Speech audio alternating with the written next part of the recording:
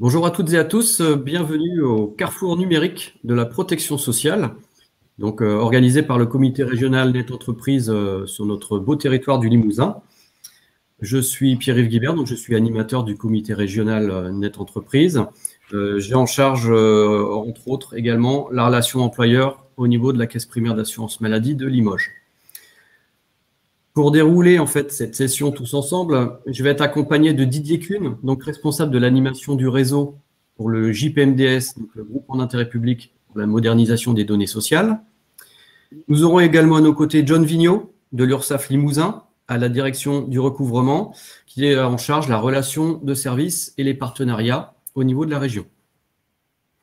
Nous aurons également Arnaud Texier de la caisse primaire de Limoges, chargé de la relation avec les entreprises, que certains et certaines d'entre vous connaissent, puisqu'il est également appelé conseiller informatique service employeur, et donc il sera au niveau des entreprises et des cabinets comptables pour vous accompagner sur l'utilisation des téléservices au quotidien.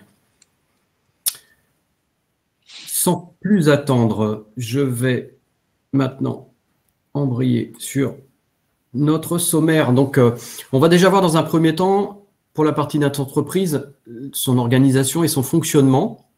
Dans un second temps, l'accompagnement tout au long de la vie des individus. En fait, on a séquencé de façon à bien rendre visibles les différentes phases de vie et de traitement qu'impose l'arrivée, le départ et l'aspect habilitation dans Net Entreprise.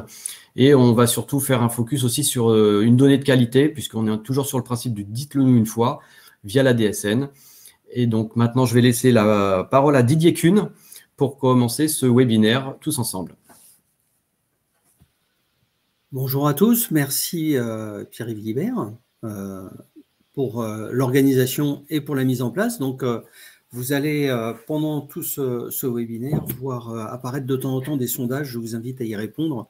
Ça nous aide à nous améliorer et à avoir des meilleures présentations, enfin plus efficaces et plus certaines. Vous allez pouvoir télécharger le support qui vous est diffusé parce qu'on l'a imaginé comme étant un vrai pense-bête ou un moyen de revenir et d'utiliser mieux Net Entreprise et puis les projets que l'on vous propose. Alors, pour démarrer, puisque finalement, c'est quelque chose qui est passé dans le plus habituel pour chacun d'entre nous, mais l'idée, c'est de repréciser un peu qui est le groupement d'intérêt public modernisation des déclarations sociales, le JPMDS, qui donc pousse le support de Net Entreprise, qui est le portail de tous les organismes de protection sociale et en même temps qui gère la norme et la mise en place de la déclaration sociale nominative et la version du PASS.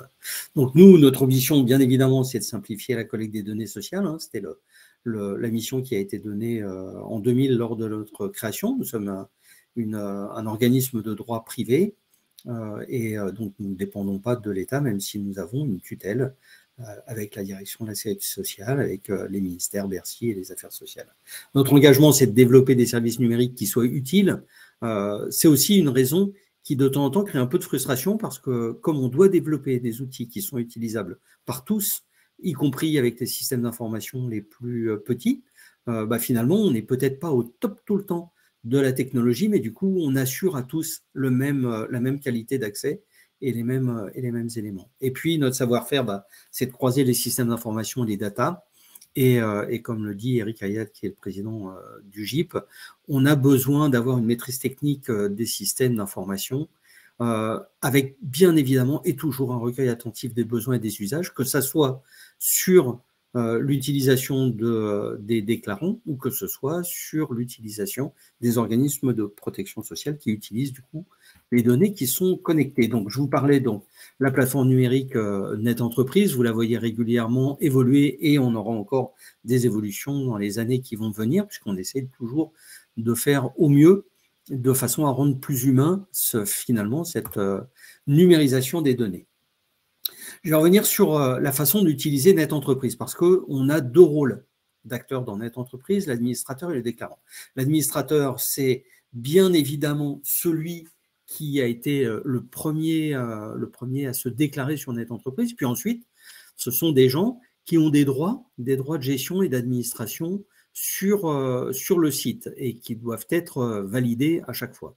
Et c'est le second rôle, ce sont les déclarants qui, eux, comme le nom l'indique, ne peuvent déclarer que ce à quoi on les a habilités. Alors, on va aller un peu plus loin sur les différents rôles. Le rôle de l'administrateur, donc lui, il est capable de s'inscrire aux déclarations sur Net Entreprise, d'inscrire ou de supprimer des déclarants, de gérer les habilitations. Vous voyez les 3 étapes dont je vous parlais, la déclaration, le déclarant et les habilitations, de créer des portefeuilles et d'ajouter ou de supprimer des clients ou des filiales. Ça, c'est une inscription terre déclarante ou grand déclarant, parce qu'il est fort possible que vous ayez à déclarer pour d'autres SIRAN, d'activer d'autres administrateurs, pardon, de générer un nouveau mot de passe, de transmettre les déclarations, d'administrer les comptes des déclarants, et puis en DSN, lui seul peut consulter tous les retours transmis par les acteurs d'un même SIRET.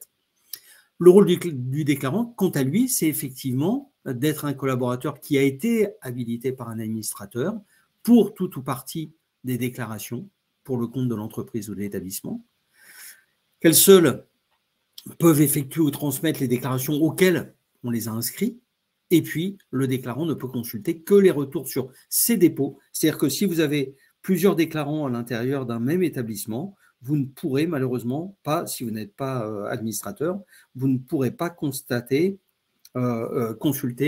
les retours, les CRM des autres.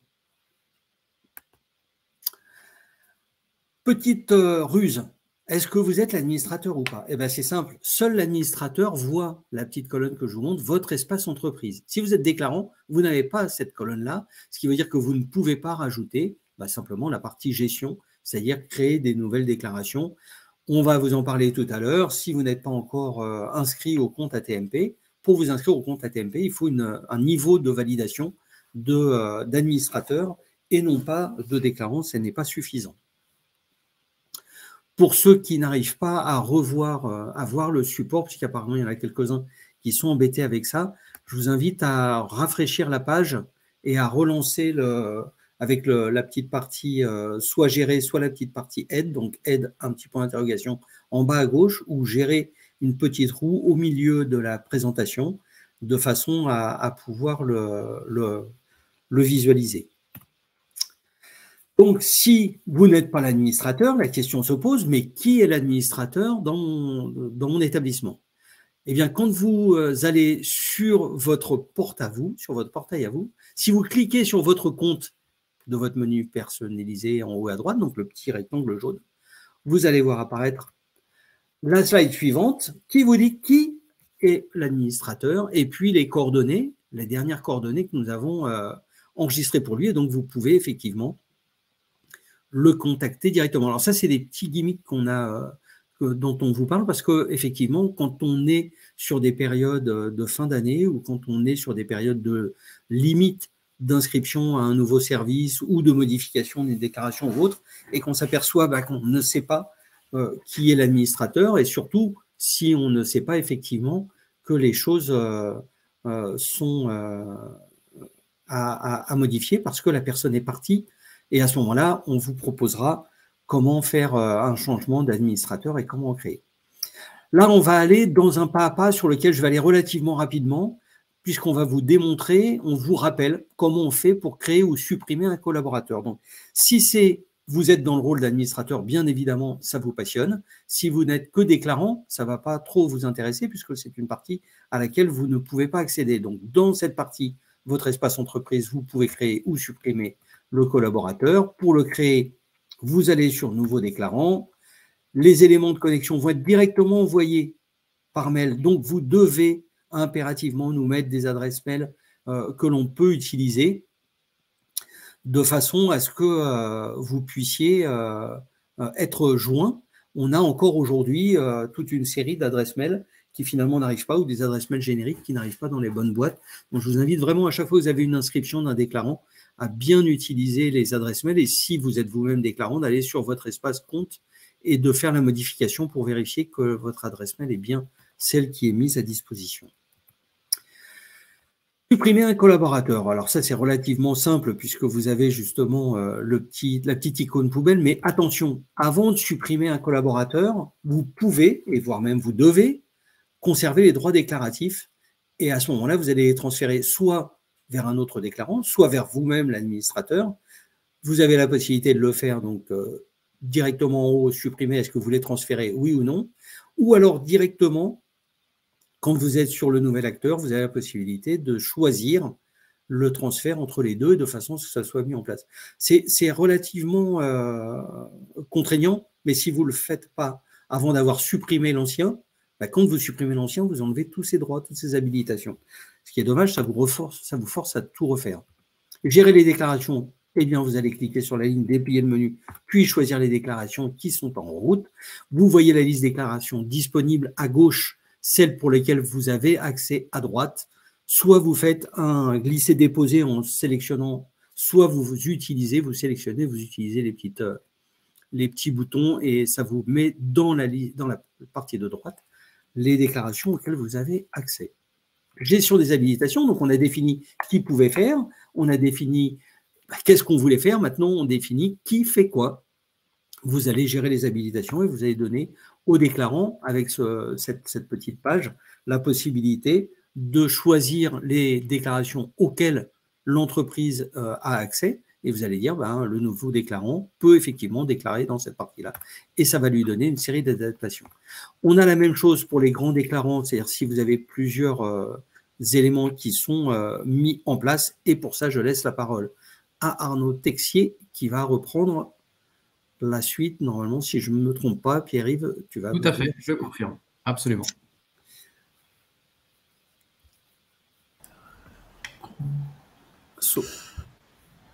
Bonjour, on me voit, on m'entend? Très bien. Très bien. Parfait, merci. Merci, Monsieur Kuhn. Donc, effectivement, je reprends la main pour vous présenter. On va commencer par les bonnes questions à se poser. Quand vous avez un collaborateur qui arrive dans l'entreprise, qui part de l'entreprise ou que vous souhaitez ajouter un numéro de SIRET, eh bien, il va falloir déterminer au préalable son champ d'action ou son périmètre d'activité et avant d'intervenir sur Net Entreprise.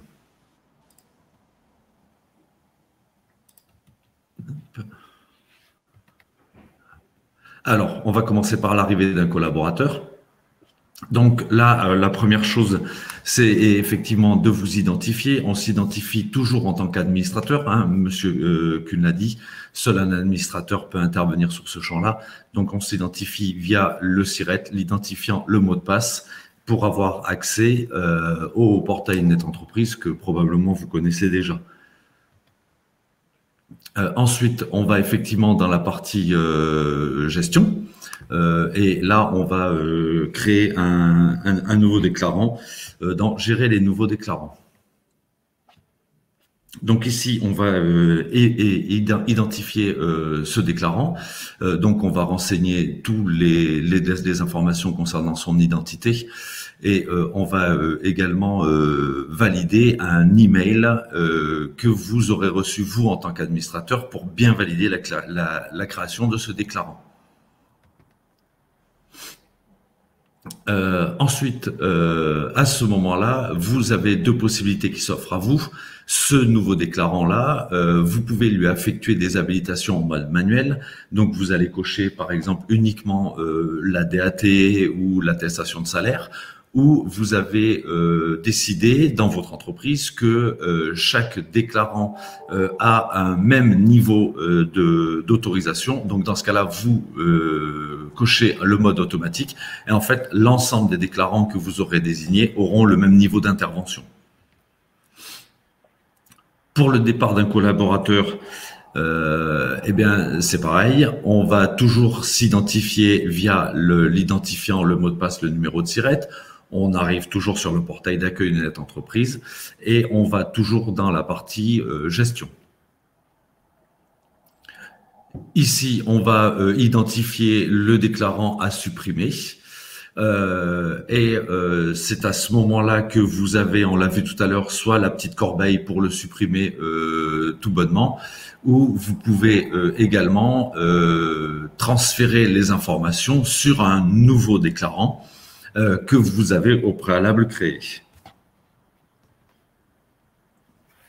L'ajout d'un nouveau SIRET dans dans un portefeuille. Donc, toujours la même chose. On s'identifie en tant qu'administrateur, SIRET, identifiant mot de passe. Et on est toujours dans le menu gestion. À ce moment-là, on sélectionne le portefeuille concerné. On clique sur le pictogramme « Composer le portefeuille » et là, à ce moment-là, on peut aller ajouter un ou plusieurs SIRET et donner un niveau d'habilitation à un de vos déclarants.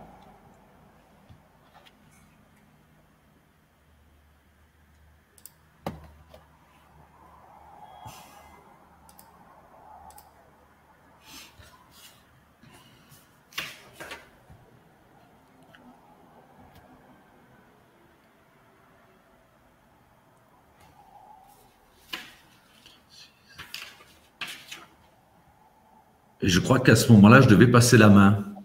Pierre-Yves, dis-moi Pardon, si oui, je me trompe. oui, j'étais en train de me bagarrer avec les boutons pour réouvrir la caméra et revenir avec vous. J'en suis désolé, Arnaud, c'est toujours stressant de se retrouver tout seul C'est pas grave.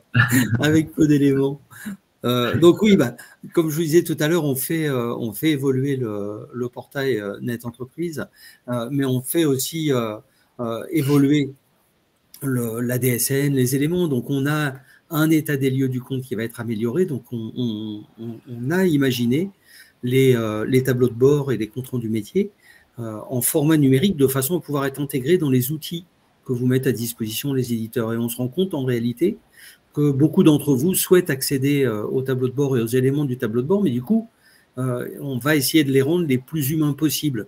Donc, on va le rendre plus accessible de façon à ce que vous puissiez, du premier coup d'œil, et très facilement comprendre de quoi il retourne et surtout, quelles sont les actions éventuelles que l'on attend de vous. On va avoir la possibilité d'ajouter un SIRET de façon simplifiée. Jusque-là, c'était une démarche qui était lourde parce qu'on avait une nécessité de vérifier le SIRET auprès de l'INSEE, vérifier qu'il était bien installé. Ensuite, il y avait la possibilité à côté, avec un petit utilitaire, d'aller voir si c'était un compte cotisant ou un compte déclarant qui était déjà connu de la part du URSSAF. Si ce n'était pas le cas, de voir avec eux comment être sûr et certain que dès la première utilisation de ce SIRET, tous les éléments étaient bien transférés aux bons interlocuteurs. Un choix d'habilitation qui va être mieux structuré, vous allez mieux comprendre. Effectivement, on vous montrait tout à l'heure avec M. Texier, on vous montrait comment gérer les habilitations. Donc, ça va être encore plus simplifié. On va essayer de faire des groupes d'habilitation parce qu'on se rend bien compte que en fonction du métier, en fonction de la taille de l'entreprise et en fonction des pratiques de paye, voire même des logiciels, vous pouvez avoir besoin d'accéder facilement à certaines déclarations. Et puis, de toute façon, il y en a d'autres auxquelles vous n'accéderez jamais. Et donc, ce n'est pas la peine de surcharger les écrans et de vous faire des propositions qui finalement ne vous seraient pas utiles. Parce que si par erreur, vous cliquez sur une habilitation et que finalement, vous n'en avez pas l'utilité, on risque de vous envoyer un message en vous disant vous deviez faire tel type de déclaration, vous ne l'avez pas fait. Pourquoi? Tout simplement parce que vous n'en avez pas besoin, mais nous, on ne peut pas le savoir parce que c'est une habilitation qui a été faite par erreur. Donc, on va essayer de simplifier ça. Et puis, surtout, les temps de traitement améliorés. Aujourd'hui, simplement, quand vous voulez vous connecter, on a aujourd'hui à peu près 3,5 millions d'utilisateurs qui utilisent 3 éléments d'identification, le triplet d'identification, nom, prénom, SIRET, mot de passe. Ce qui veut dire qu'à chaque fois que vous essayez de vous connecter, on va chercher dans une base de 9 millions de données pour vous donner l'accès. Alors, si vous êtes plusieurs à vous connecter en même temps, enfin, vous imaginez la multiplication. Donc, on a des temps de traitement qui vont être améliorés et on fait régulièrement des purges sur les mots de passe et sur les habilitations de façon à diminuer la masse dans laquelle on va faire les recherches. Et puis, on va avoir un module de notification qui va vous permettre de consulter les événements DSN, les taux ATMP, les effectifs, les choses les plus utiles aujourd'hui. On va avoir la gestion des déclarants qui va être simplifiée. On va gérer l'arrivée ou le départ de bout en bout. C'est-à-dire qu'en une seule slide, vous aurez la possibilité de tout faire. Tout ce qu'on vient de vous démontrer tout à l'heure et de vous rappeler tout à l'heure. Et je vous rappelle que c'est juste pour pouvoir y accéder et pour pouvoir vous en servir qu'on vous le met à disposition parce qu'on sait très bien que vous l'utilisez à peu près correctement aujourd'hui, mais dès qu'il y a une modification, bien évidemment, vous n'êtes pas des informaticiens, vous avez besoin qu'on vous donne un mode d'emploi simplifié. Nouvelle ergonomie, nouvelle fonctionnalité dans le tableau de bord DSN, ça c'est des travaux qui sont menés, qui vont apparaître courant 2023. Et puis donc le tableau de bord net entreprise qui lui doit être toujours plus intuitif. Et puis vous aurez bien d'autres surprises qui vont venir. Avant de donner la parole à John Vigneault, je vous invite juste à consulter, voire à remplir les petits sondages qu'on vous met à disposition. Ça y est, les premiers ont été publiés. Donc, si vous avez la possibilité de le faire, je vous y invite et je laisse la parole à John Vigneault en lui laissant le temps de rouvrir la caméra et de rouvrir le micro pour pouvoir me rejoindre et prendre la suite. Bonjour à tous. Merci beaucoup. Donc, nous allons aborder maintenant, faire un petit point, un retour, une précision sur la DSN qui a 10 ans. Et oui, alors tout ce que permet la DSN, donc la loi de simplification a 10 ans, la DSN aussi. Donc la DSN, vous savez, la déclaration sociale nominative a été instaurée par la loi de simplification de 2012 dans le cadre d'une volonté politique et d'une ambition clairement posée. Donc ainsi, depuis lors, la DSN est l'unique procédure pour les entreprises que les entreprises ont à gérer pour toutes les formalités qui s'appuient sur les données de la paye. Donc elle est réalisée, c'est opportun d'en parler aujourd'hui, sur netentreprise.fr. Elle couvre de nombreuses procédures sociales, donc c'est pour ça que j'interviens, mais aussi la sphère emploi, travail et la sphère fiscale naturellement. Donc, la DSN, c'est la parfaite illustration du fameux « dites-le-nous une fois ». Donc, elle inverse les logiques qui prévalaient avant avec le système déclaratif. Donc, à partir des besoins des organismes, on évite aux entreprises de reproduire, ressaisir, refournir les mêmes démarches, les mêmes procédures, les mêmes déclarations. On ne le fait qu'une fois pour tout le monde, c'est le principe. Et on part de ce que les entreprises faisaient naturellement déjà, c'est-à-dire la paye. Voilà. Et naturellement, vous savez, la DSN est accessible sur le portail unifié Net Entreprise. Alors, la DSN, c'est une construction qui a été nécessairement collective. C'est pour ça qu'on est là aujourd'hui, tous, la CEPAM, l'URSSAF et d'autres. Alors, les organismes qui exploitent les données de la DSN, vous les avez à l'écran, je ne vais pas tous les citer, mais bon, bien sûr, l'URSSAF, bien entendu, mais pas que l'URSSAF. On a Pôle emploi, bien sûr, les CPAM, bien sûr, l'assurance retraite, les finances publiques. Bon, je ne vais pas faire la liste, vous l'avez à l'écran. C'est vraiment un outil de simplification. Au-delà de tout ça, ce n'est pas une simple transmission, c'est un circuit qui est normé, avec des données qui sont a priori toujours à jour. On a sur la DSN, globalement, 70 procédures ont été remplacées par la DSN. C'est relativement important. C'est un projet qui a été mené à son terme. En 2012, je me souviens, on se posait des questions, parce que avec énormément d'organismes, avec énormément de procédures différentes, avec des finalités différentes, on voit aujourd'hui que ça fonctionne. On a donc un flux unique mensuel qui est désormais le seul canal des données sociales pour tous les employeurs du secteur privé. Depuis janvier 2017 et depuis 2022, la fonction publique est à son tour entrée en DSN. Vous avez des petits schémas que je ne vais pas détailler qui sont très pratiques, mais on voit bien finalement, surtout dans la partie de droite ici, je ne pense pas que vous voyez ma souris, mais bon, qu'il y a un flux qui part dans l'entreprise et que derrière, tout est dispatché comme il faut. Donc, je ne vais pas revenir aussi sur le schéma DIO, mais bon, globalement, de la paye aux déclarations, il y a eu un changement de paradigme, puisque depuis la DSN, on a donc le fameux logiciel de paye qui envoie les instructions, qui génère aussi les bulletins de paye en fonction du code du travail, la réglementation, et tout cela est dispatché, je dirais, aux organismes destinataires, dans lesquels on va retrouver l'URSSAF, Pôle emploi, ainsi de suite. Voilà. Donc la paye devient la source directe de la DSN mensuelle. Voilà. Donc, je l'ai dit, donc on part de la fiche de paye, quelque part, du logiciel de paye. La DSN, donc, il y a une transmission mensuelle, elle est aussi dématérialisée. Et finalement, c'est le prolongement naturel des informations figurant dans le bulletin de paye. Alors, bon, au niveau de l'URSSAF, c'est beaucoup plus... c'est complètement évident. Voilà, donc globalement, il y a beaucoup d'autres éléments également, mais j'y reviendrai sur ces points-là. En termes de signalement, puisqu'on a maintenant 4 signalements principalement. qui vont arriver également à différents organismes qui en ont besoin. Alors, les cas de signalement, vous voyez, ça s'enchaîne bien, qui existent. On va avoir la fin du contrat de travail. Voilà, ça permet d'informer naturellement, par exemple, l'assurance chômage du départ d'un salarié. Voilà, on va avoir l'arrêt de travail, hein. Alors, bien évidemment, avec une incidence sur la maladie, la maternité, la paternité, les accidents du travail, maladie professionnelle. Je ne vous reprends pas tout le descriptif de l'utilité pour les différents organismes qui le reçoivent, hein. On va voir aussi, puisqu'on a l'arrêt, on a aussi la reprise, hein, et s'ajoute un signalement complémentaire qui, à ce jour, n'est pas obligatoire, qui est le signalement d'amorçage des données variables. Alors là, on a un petit graphique. Bon, je pense que vous connaissez le fonctionnement, hein. Bon, il est toujours bon de le rappeler de façon un petit peu ludique. Tout part du déclarant, de la DSN.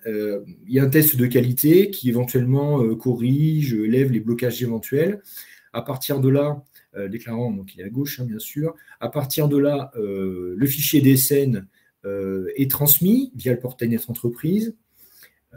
Et ensuite, l'URSSAF notamment, la CNAB, la GIRCARCO, etc., va être destinataire de ces flux pour ce qui les intéresse chacun.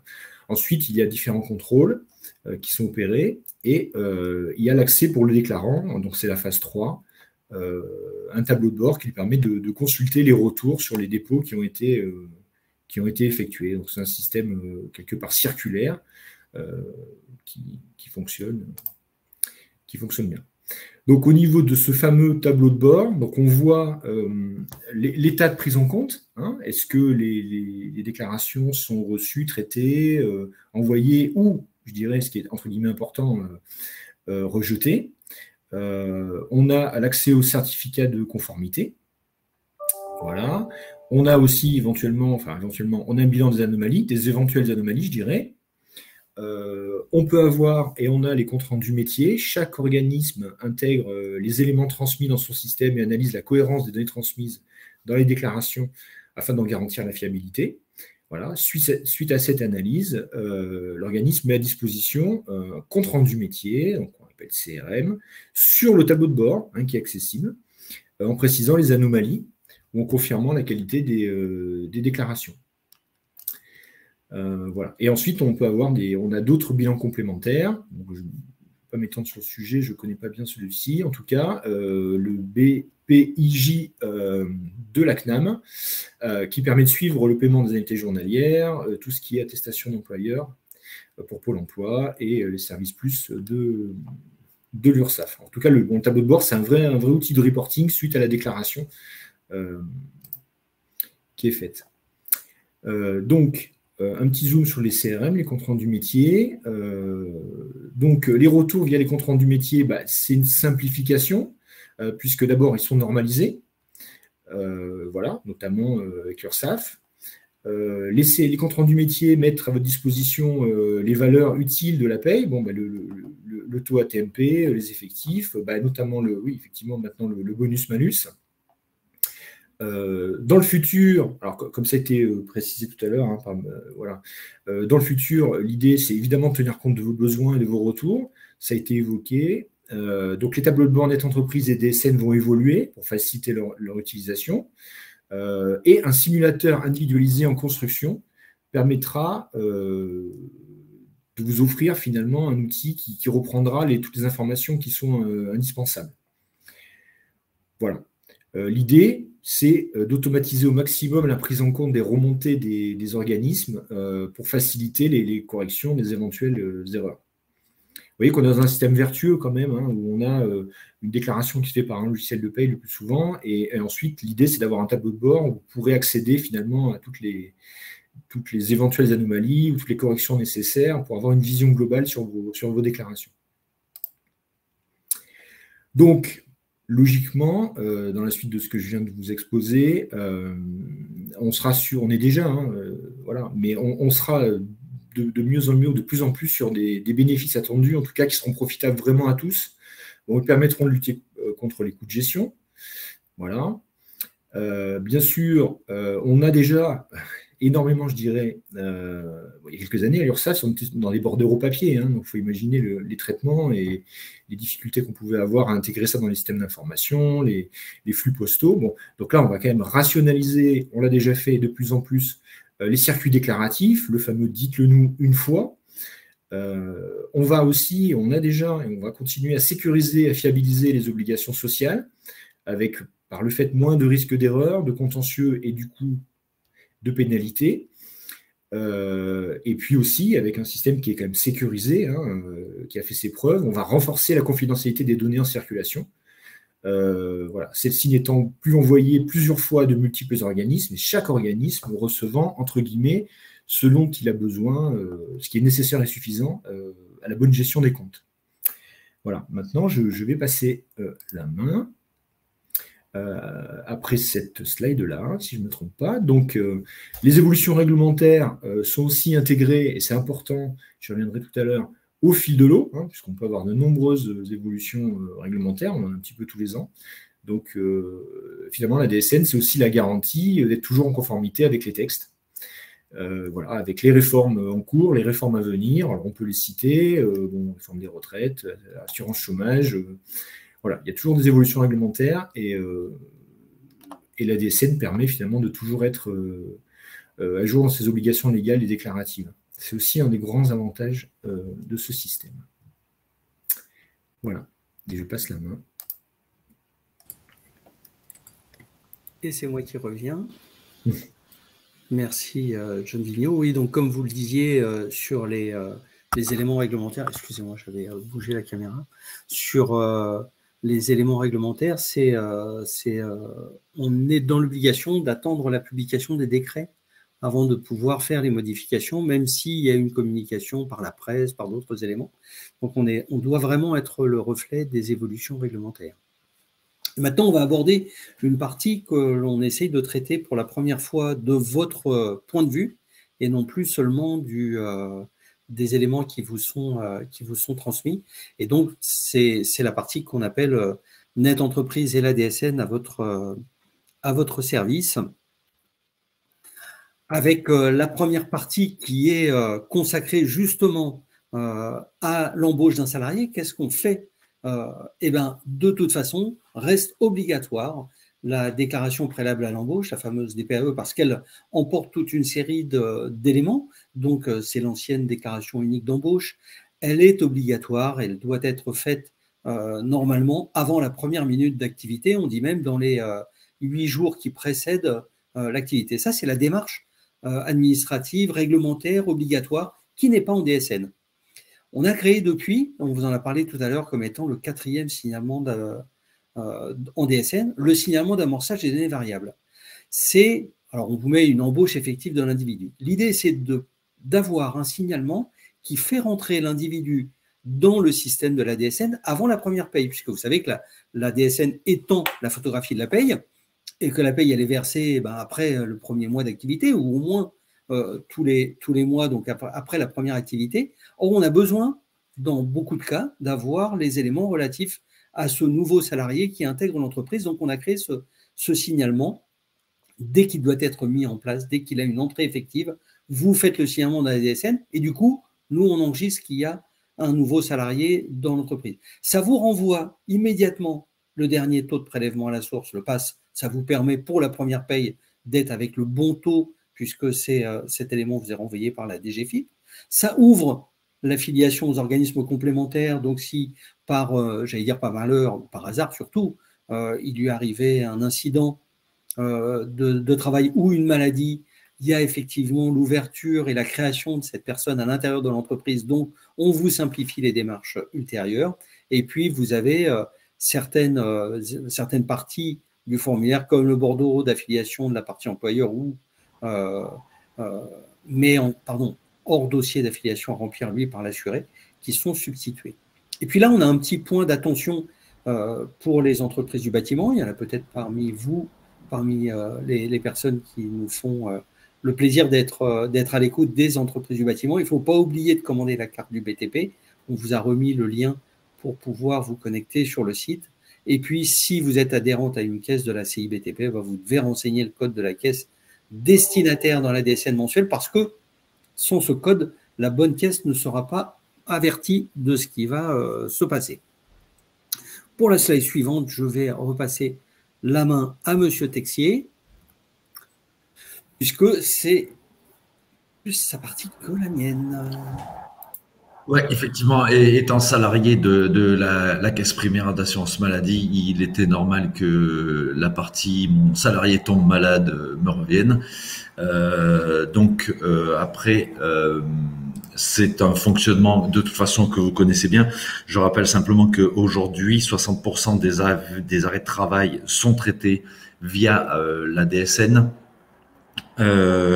Pour rappel, je fais un signalement par arrêt. Et quand je suis en DSN, je ne fais pas d'attestation de salaire. Je n'en fais plus. Je n'ai pas besoin d'en faire.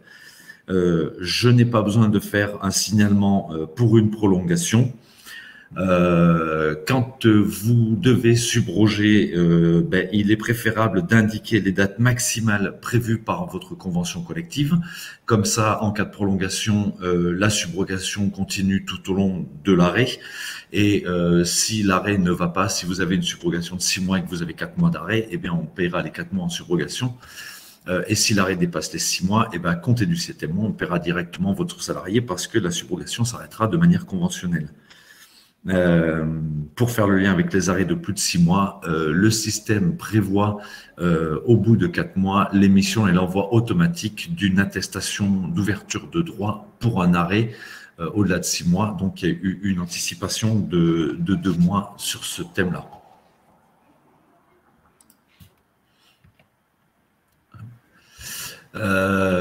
Un petit rappel, vous avez dû le voir, mais les CERFA d'avis d'arrêt de travail, que maladie, accident du travail, maladie professionnelle, ont tous fusionné au mois de mai 2022. Donc, il est vivement recommandé de faire attention aux petites cases qui sont cochées. Donc, vous avez en haut maintenant la case maladie, ATMP ou MP, maladie professionnelle. Attention à ce motif-là parce que, bien entendu, le salaire à déclarer ne sera pas le même. Après, je pense que vous connaissez, comment aller chercher les bordereaux de paiement des IJ qui sont intégrés automatiquement. Un petit rappel sur l'arrivée bientôt du compte entreprise, pardon. Dans lequel vous pourrez déposer l'ensemble des pièces jointes que vous aurez à déposer. Vous retrouverez le compte entreprise normalement en 2023 dans un onglet, dans le même onglet quand vous êtes sur l'ouverture de votre compte net entreprise. De la même manière que vous avez DATSU, DAT, attestation de salaire, vous aurez un onglet net entreprise. Vous pourrez aller dedans pour faire un dépôt de pièces justificatives. Et je crois que je repasse la main à Pierre-Yves pour la slide suivante. Merci. Merci Arnaud. Arnaud, d'ailleurs, ça tombe bien, il y a des questions dans le chat, tu vas pouvoir prendre le temps d'y répondre. Alors, le salarié et l'arrêt maladie. Alors, le salarié reprend son travail à la fin de son arrêt. Donc, on alimente la date de reprise réelle afin de clôturer la période d'arrêt dans le logiciel de paye. Alors, l'information doit pas faire l'objet d'un signalement, mais elle doit alimenter la DSN mensuelle. Et si le salarié reprend par anticipation avant la fin de son arrêt, alors là, oui, on fait un signalement d'événement, donc un signalement de reprise anticipée pour stopper les paiements des indemnités journalières. Le système DSN, donc ça a été précisé, va générer une attestation de salaire dans le cadre d'une interruption continue supérieure à 6 mois. Et donc, avec la réception des comptes rendus métiers négatifs qui sont inutiles dans le tableau de bord.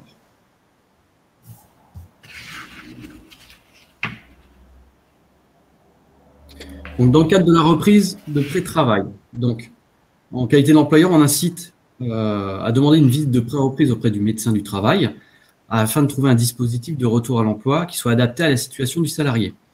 Alors, sous réserve d'un avis médical, de toute façon, Les possibilités sont une action d'accompagnement d'une durée de 1 à 4 mois destinée à élaborer un nouveau projet professionnel pour permettre aux salariés d'envisager une requalification sur un autre métier dans l'entreprise ou dans une autre entreprise.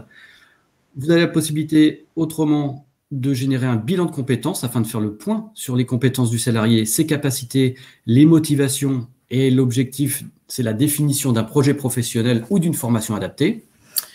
La possibilité vous est offerte aussi de proposer une formation diplômante qui faciliterait l'accès à un nouvel emploi. En parallèle de ça, un essai encadré peut être effectué au sein de l'entreprise et un contrat de rééducation professionnelle en entreprise peut être effectué. Ces éléments-là, vous les avez au niveau du service social de la CARSAT qui accompagne dans justement ce qu'on appelle le principe de PDP, la prévention de la désinsertion professionnelle. Donc, je vous invite à vous rapprocher du service social de la Caisse primaire d'assurance maladie dont vous dépendez en tant qu'employeur. Si vous avez besoin d'éléments complémentaires, je pourrais vous mettre à disposition des contacts sur notre région du Limousin. En termes d'aménagement de postes par rapport à une reprise temps partiel ou un aménagement de l'activité, des modalités sont organisées entre le médecin du travail, le salarié et vous-même en qualité d'employeur. Un contrat de rééducation professionnelle peut être établi si le travailleur est reconnu travailleur handicapé et inapte à reprendre son emploi. Enfin, une formation en centre de rééducation professionnelle destinée à suivre une formation qualifiante pour apprendre un nouveau métier peut être mise en place. Ça fait partie des points que j'ai abordés précédemment.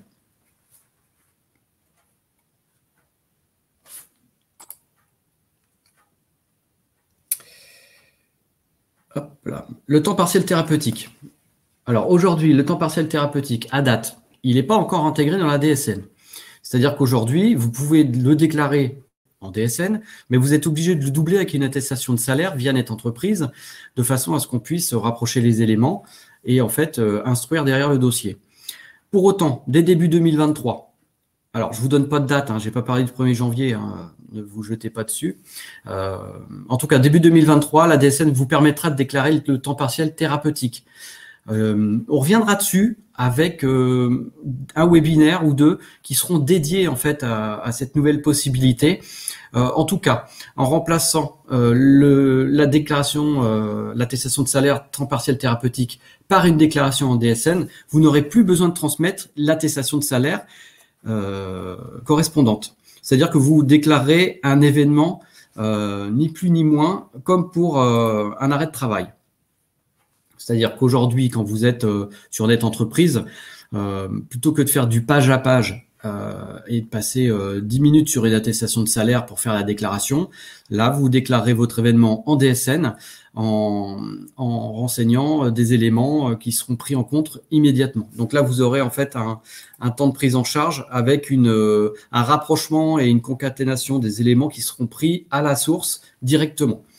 Le bloc temps partiel thérapeutique, donc le S21G0066, devra être renseigné avec la perte de salaire.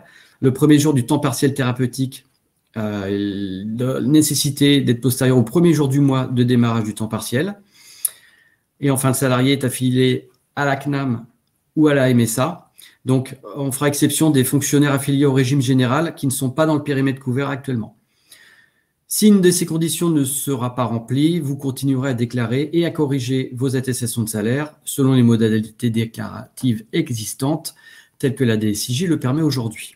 En tout cas, dès début 2023, ce sera possible, ce qui facilitera grandement les choses parce qu'on a toujours beaucoup d'accompagnement vers son caisse primaire d'assurance maladie au niveau des conseillers informatiques services employeurs sur justement le temps partiel thérapeutique.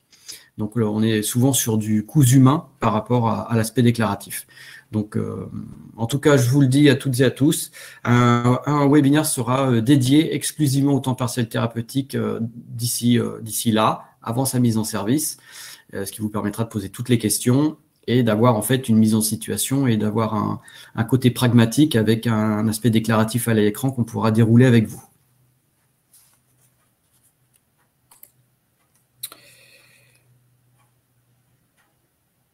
La déclaration d'accident du travail.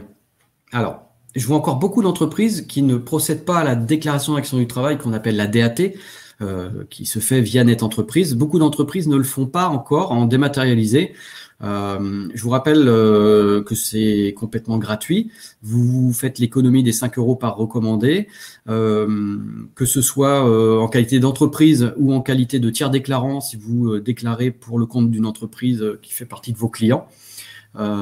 Sachez que pour certaines entreprises, on arrive à des montants assez conséquents chaque année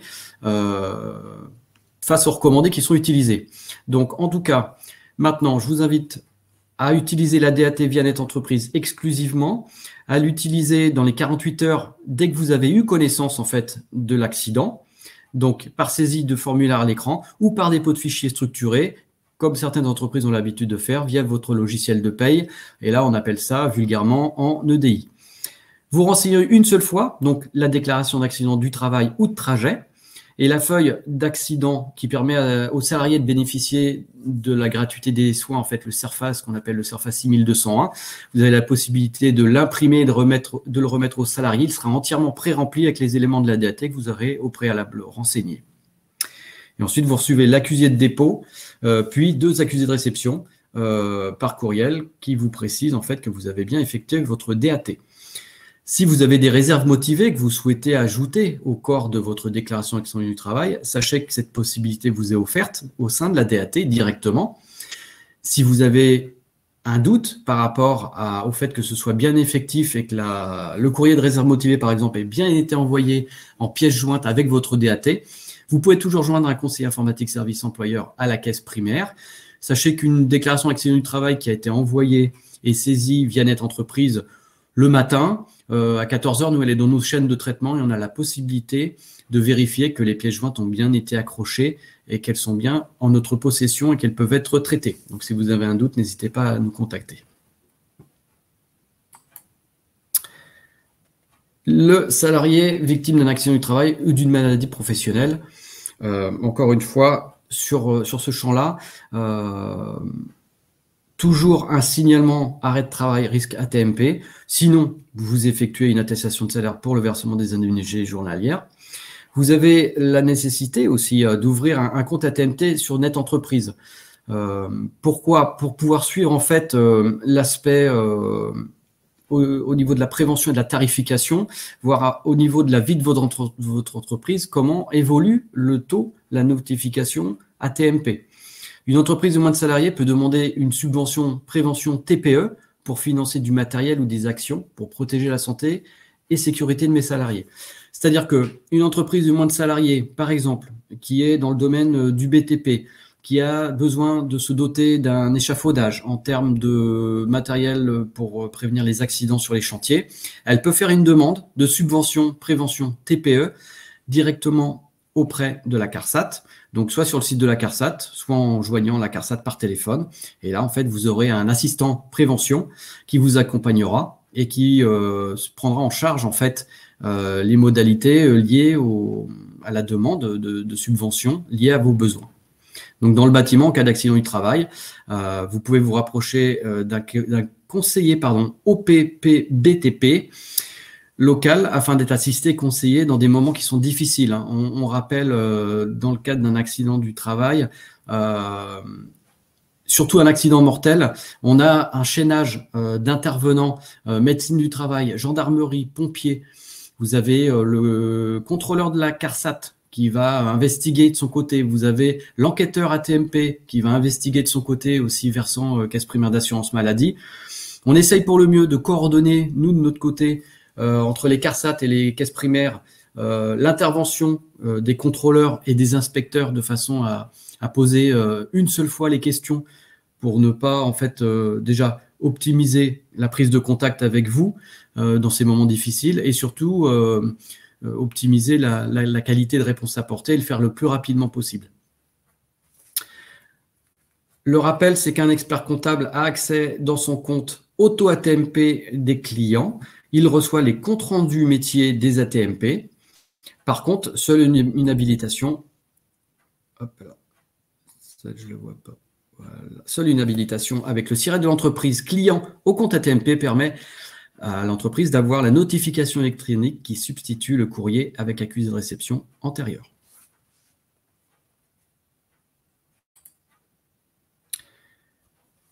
la situation de famille du salarié évolue. Dans le cadre d'un mariage, alors effectivement, la première des choses, c'est d'adresser vos félicitations au salarié qui vient de se marier. Vous invitez le salarié à contacter la caisse primaire d'assurance maladie pour un changement de nom d'usage et vous complétez la fiche salarié dans votre logiciel de paye. Dans le cadre d'une naissance, vous réalisez un signalement d'arrêt risque maternité dans les 5 jours qui suivent la connaissance de cette naissance, d'un avis d'arrêt de travail en rapport avec un état pathologique de grossesse, maximum 14 jours, du début de congé maternité en cas d'enchaînement d'un arrêt maladie avec un congé pathologique, puis un arrêt maladie et congé maternité. À chaque changement de risque maladie-maternité, vous avez l'obligation de réaliser un nouveau signalement. Dans le cadre du congé paternité ou d'accueil de l'enfant, donc dans les 5 jours qui suivent le début du congé, vous effectuez un signalement d'arrêt risque paternité. Il y a une fractionnement du congé qui se fait maintenant. Donc le plus simple, c'est de transmettre un signalement d'arrêt pour chaque fraction. Les périodes du congé paternité sont automatiquement transmises via la DSN à la caisse primaire d'assurance maladie de rattachement de votre salarié. Vous avez la possibilité aussi de transférer une attestation de salaire via Net Entreprise. Et dans ce cas, vous devez communiquer les dates du congé paternité de votre salarié avec ce qu'on appelle DEPOFI, qui est l'acronyme de dépôt de fichier, qui est disponible sur netentreprise.fr. Là encore, dans ce cadre-là, nous avons organisé des webinaires sur le congé paternité et vous avez la possibilité de vous faire accompagner par un conseiller informatique service employeur sur ce champ-là déclaratif. Et je vais rendre la parole à Didier pour la suite. Oui, donc, comme le disait Pierre-Yves Guibert, c'est pas parce qu'on est sur un outil dématérialisé qu'on a fait entièrement disparaître les humains. Et vous avez toujours des contacts dans tous les organismes, pas forcément toujours facile à joindre, bien évidemment, parce que j'attends que vous me disiez tout de suite, non, mais j'ai fait plusieurs fois, j'y arrive pas.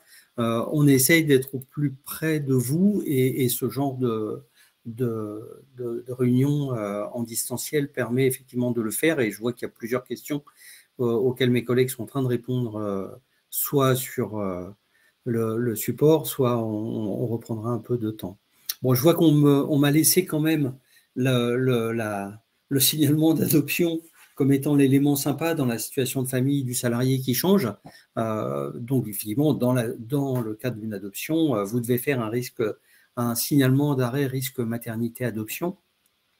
Et lorsque le salarié reprend ce travail à la fin du congé, on saisit la date de reprise dans la DSN mensuelle, afin que la période de congé soit bien faite. On ne fait pas de signalement. Le signalement, finalement, c'est un post-it.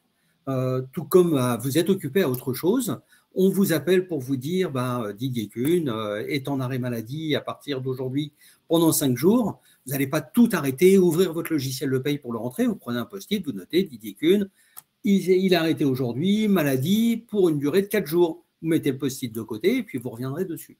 Et le signalement d'événement, c'est la même chose. On vous demande un minimum d'éléments pour informer qu'il y a quelque chose qui se passe et pour le mettre à disposition. Et là, on aborde les éléments un peu moins souriants dans la vie du salarié, que sont le décès. Et là, on a la possibilité d'avoir effectivement le congé pour deuil d'une personne à charge. C'est en dehors et c'est en complément des jours légaux qui vous sont accordés. Et là, c'est quand on a par exemple le deuil d'une personne à charge de moins de 25 ans, on vous a remis le détail. C'est une des rares fois d'ailleurs où on vous met, c'est le décès et le congé de proche aidant. C'est une des rares fois où on vous met les codes à utiliser à l'intérieur de la DSN, parce qu'on sait que dans ces situations-là, malheureusement, on n'est pas forcément le plus en relation avec l'informatique ou autre, et on est touché par ces événements-là, donc on s'est permis de les remettre à l'endroit. Petite particularité en cas de décès du salarié pour le bâtiment, puisque les droits à congé dans le bâtiment sont précomptés. Donc les droits à congé qui ne sont pas utilisés, ils vont être versés au notaire pour être redistribués aux ayants droit. Et puis, petite nouveauté, c'est le congé du proche aidant. Et là, du coup, on vous l'a mis clairement aussi avec les codes, parce que c'est une nouveauté. On a la possibilité de déclarer donc le congé de proche aidant pris par un des salariés en DSN avec le bloc S21G0065, autre suspension de l'exécution du contrat, et avec les rubriques que l'on vous propose. Mes salariés se forment. On sait que c'est une des bonnes façons d'augmenter le capital humain de son entreprise, d'avoir des salariés qui se forment et qui se tiennent à jour de ces éléments-là. Alors, soit on le fait en direct, soit on participe au financement. Et là, on a la taxe d'apprentissage et contribution. On vous rappelle qu'en DSN, on déclare la part principale. On déclare ici l'exonération de la part principale. On peut déclarer la déduction de la part principale de taxe d'apprentissage. Donc, à chaque fois, on vous a remis le détail, à quel endroit, dans quelle rubrique et avec quel bloc, de façon à ce que ça soit un peu plus simplifié. Et puis, le solde de la taxe d'apprentissage des établissements, quand vous décidez de verser directement à un établissement, au lieu de verser sur j'allais dire le pot commun, sur le tronc commun.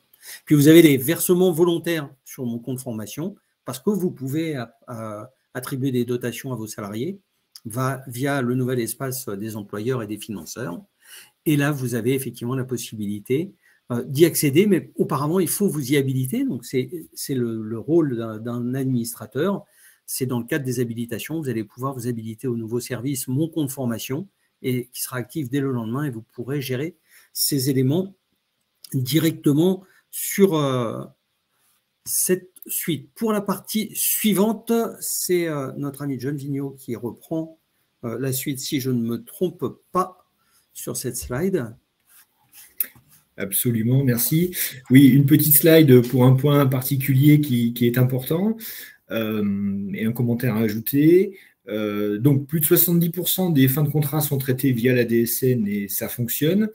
Donc, une précision, c'est la DPAE, la réception du flux de la DPAE qui est fait sur Net Entreprise qui conditionne et qui crée l'ouverture du compte employeur à l'URSSAF. La DPAE est effectuée avant la date de prise de fonction, de prise de poste.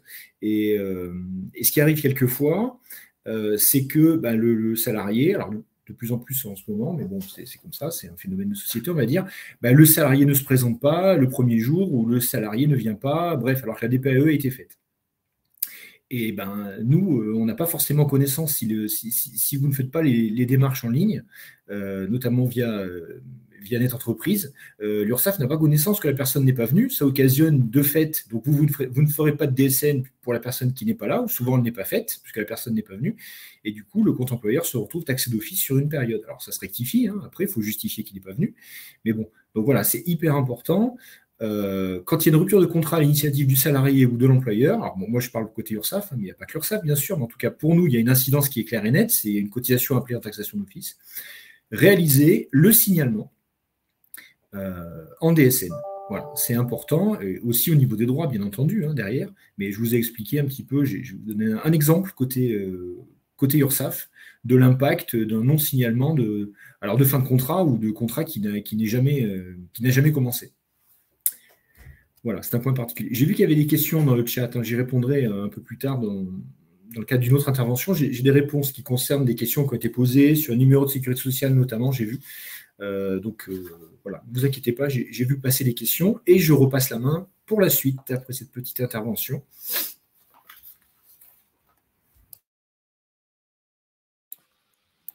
Ah mais c'est moi, je m'endormais là, désolé.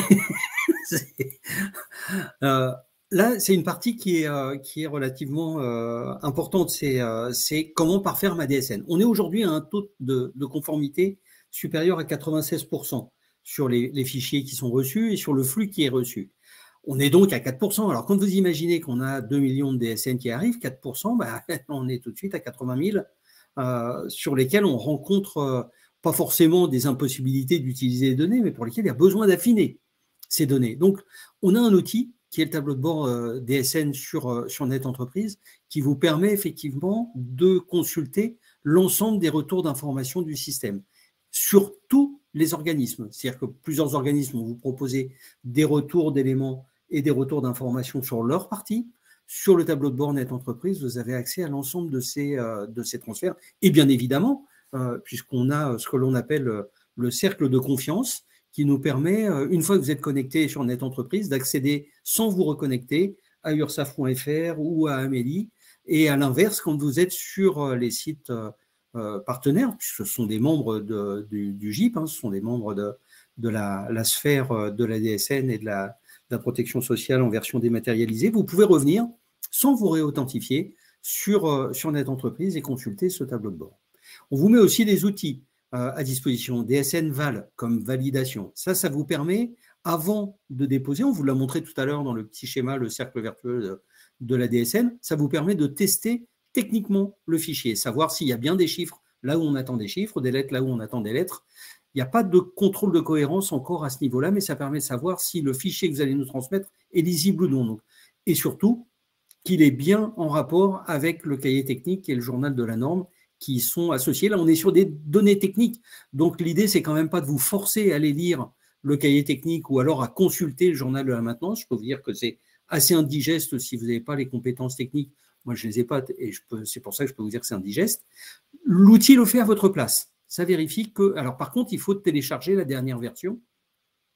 Tous les ans, il y a une version DSN Val qui est mise à disposition. Un autre outil qui, lui, est encore plus pratique, c'est le DSN FPOC, comme fichier paramétrage des organismes complémentaires. C'est un outil qui vous permet, qui est donc mis à disposition par les fédérations d'organismes complémentaires, le CETIP, la France Assureur et non pas la FFA, et la Mutualité Française, qui vous permet de contrôler les données qui sont spécifiques à ces organismes et dans beaucoup de cas, de faire remonter justement les éléments, les numéros des contrats spécifiques pour votre entreprise. On sait que dans les entreprises, on peut avoir différents contrats de prévoyance. Et bien, cet outil DSN FPOC qui est géré par l'organisation nationale de ces organismes complémentaires, ça vous permet d'avoir accès aux fiches de paramétrage. C'est vraiment important. Ça vous simplifie la vie puisque en version PDF, vous pouvez les télécharger. Un autre outil, alors là par contre, complet, extrêmement complet, c'est la table de nomenclature qui vous permet en un endroit unique de trouver donc les codifications que vous devez utiliser pour la paye et la DSN. Vous avez une question technique en vous disant mais quelle est exactement la partie que je dois utiliser? Ça vaut le coup. Cet endroit-là, les tables de nomenclature, ça vous permet de le trouver. À nouveau, je ne vous dis pas que c'est forcément à la portée de tout le monde, mais à partir du moment où vous faites la paye, très honnêtement, vous avez un niveau de compétence qui vous permet largement de le lire, même si ce n'est pas forcément très accessible. Ça vous informe en temps réel des mises à jour, c'est-à-dire que vous avez, à chaque fois, il y a des modifications qui sont portées. On les trouve dans la table de nomenclature, et puis de télécharger les différents taux qui vous sont demandés, les modifications de taux. Là, par exemple, on a des modifications au 1er janvier 2023. Vous allez voir apparaître des modifications de taux. Ça va vous être transmis par les URSSAF ou par l'organisme concerné. Ça va être mis à disposition sur Net Entreprise. Il y aura sûrement les comptes rendus métiers qui vont les remonter. Si vous en avez besoin, vous pouvez les consulter dans ces fameuses tables de nomenclature.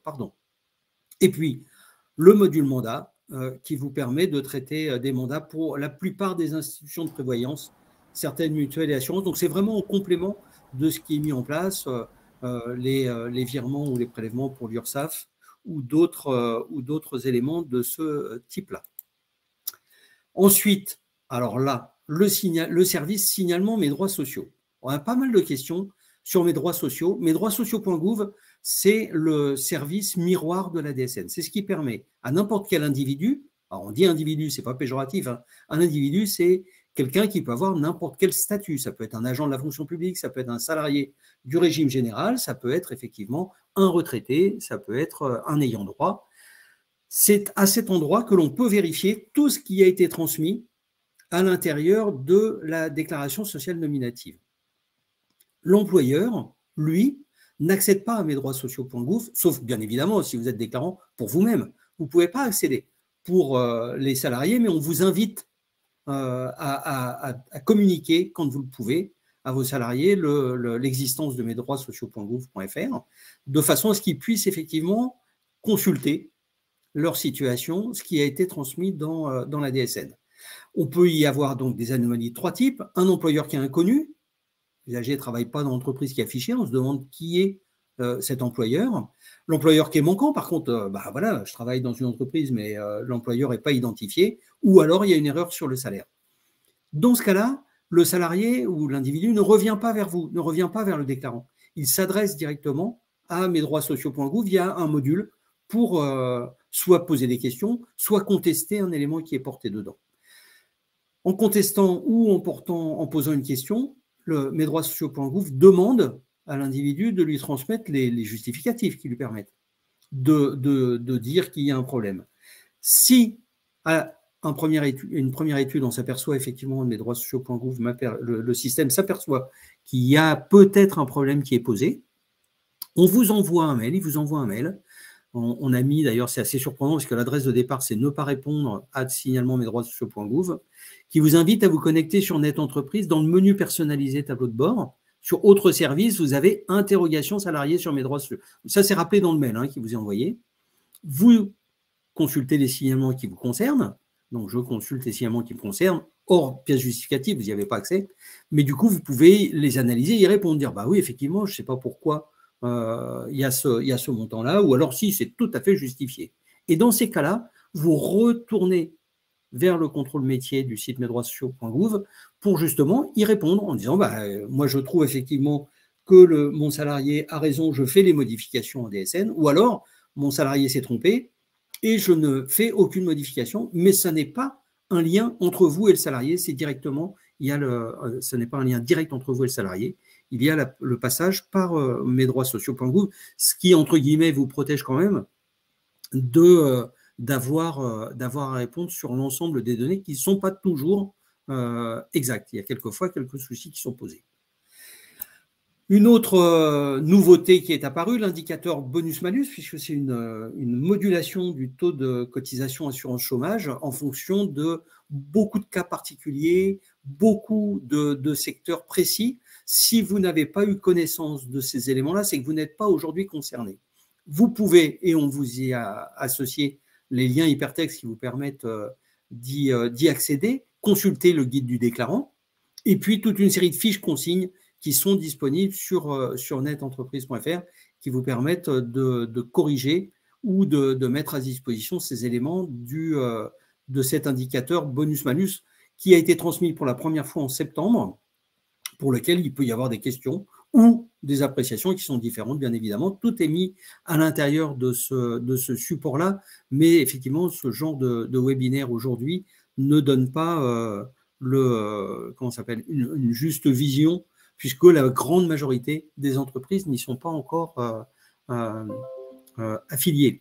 Donc, bien évidemment, je vous mets pas encore, parce qu'on sait bien que cette modulation de la cotisation devrait être appelée à être élargie à l'ensemble des employeurs.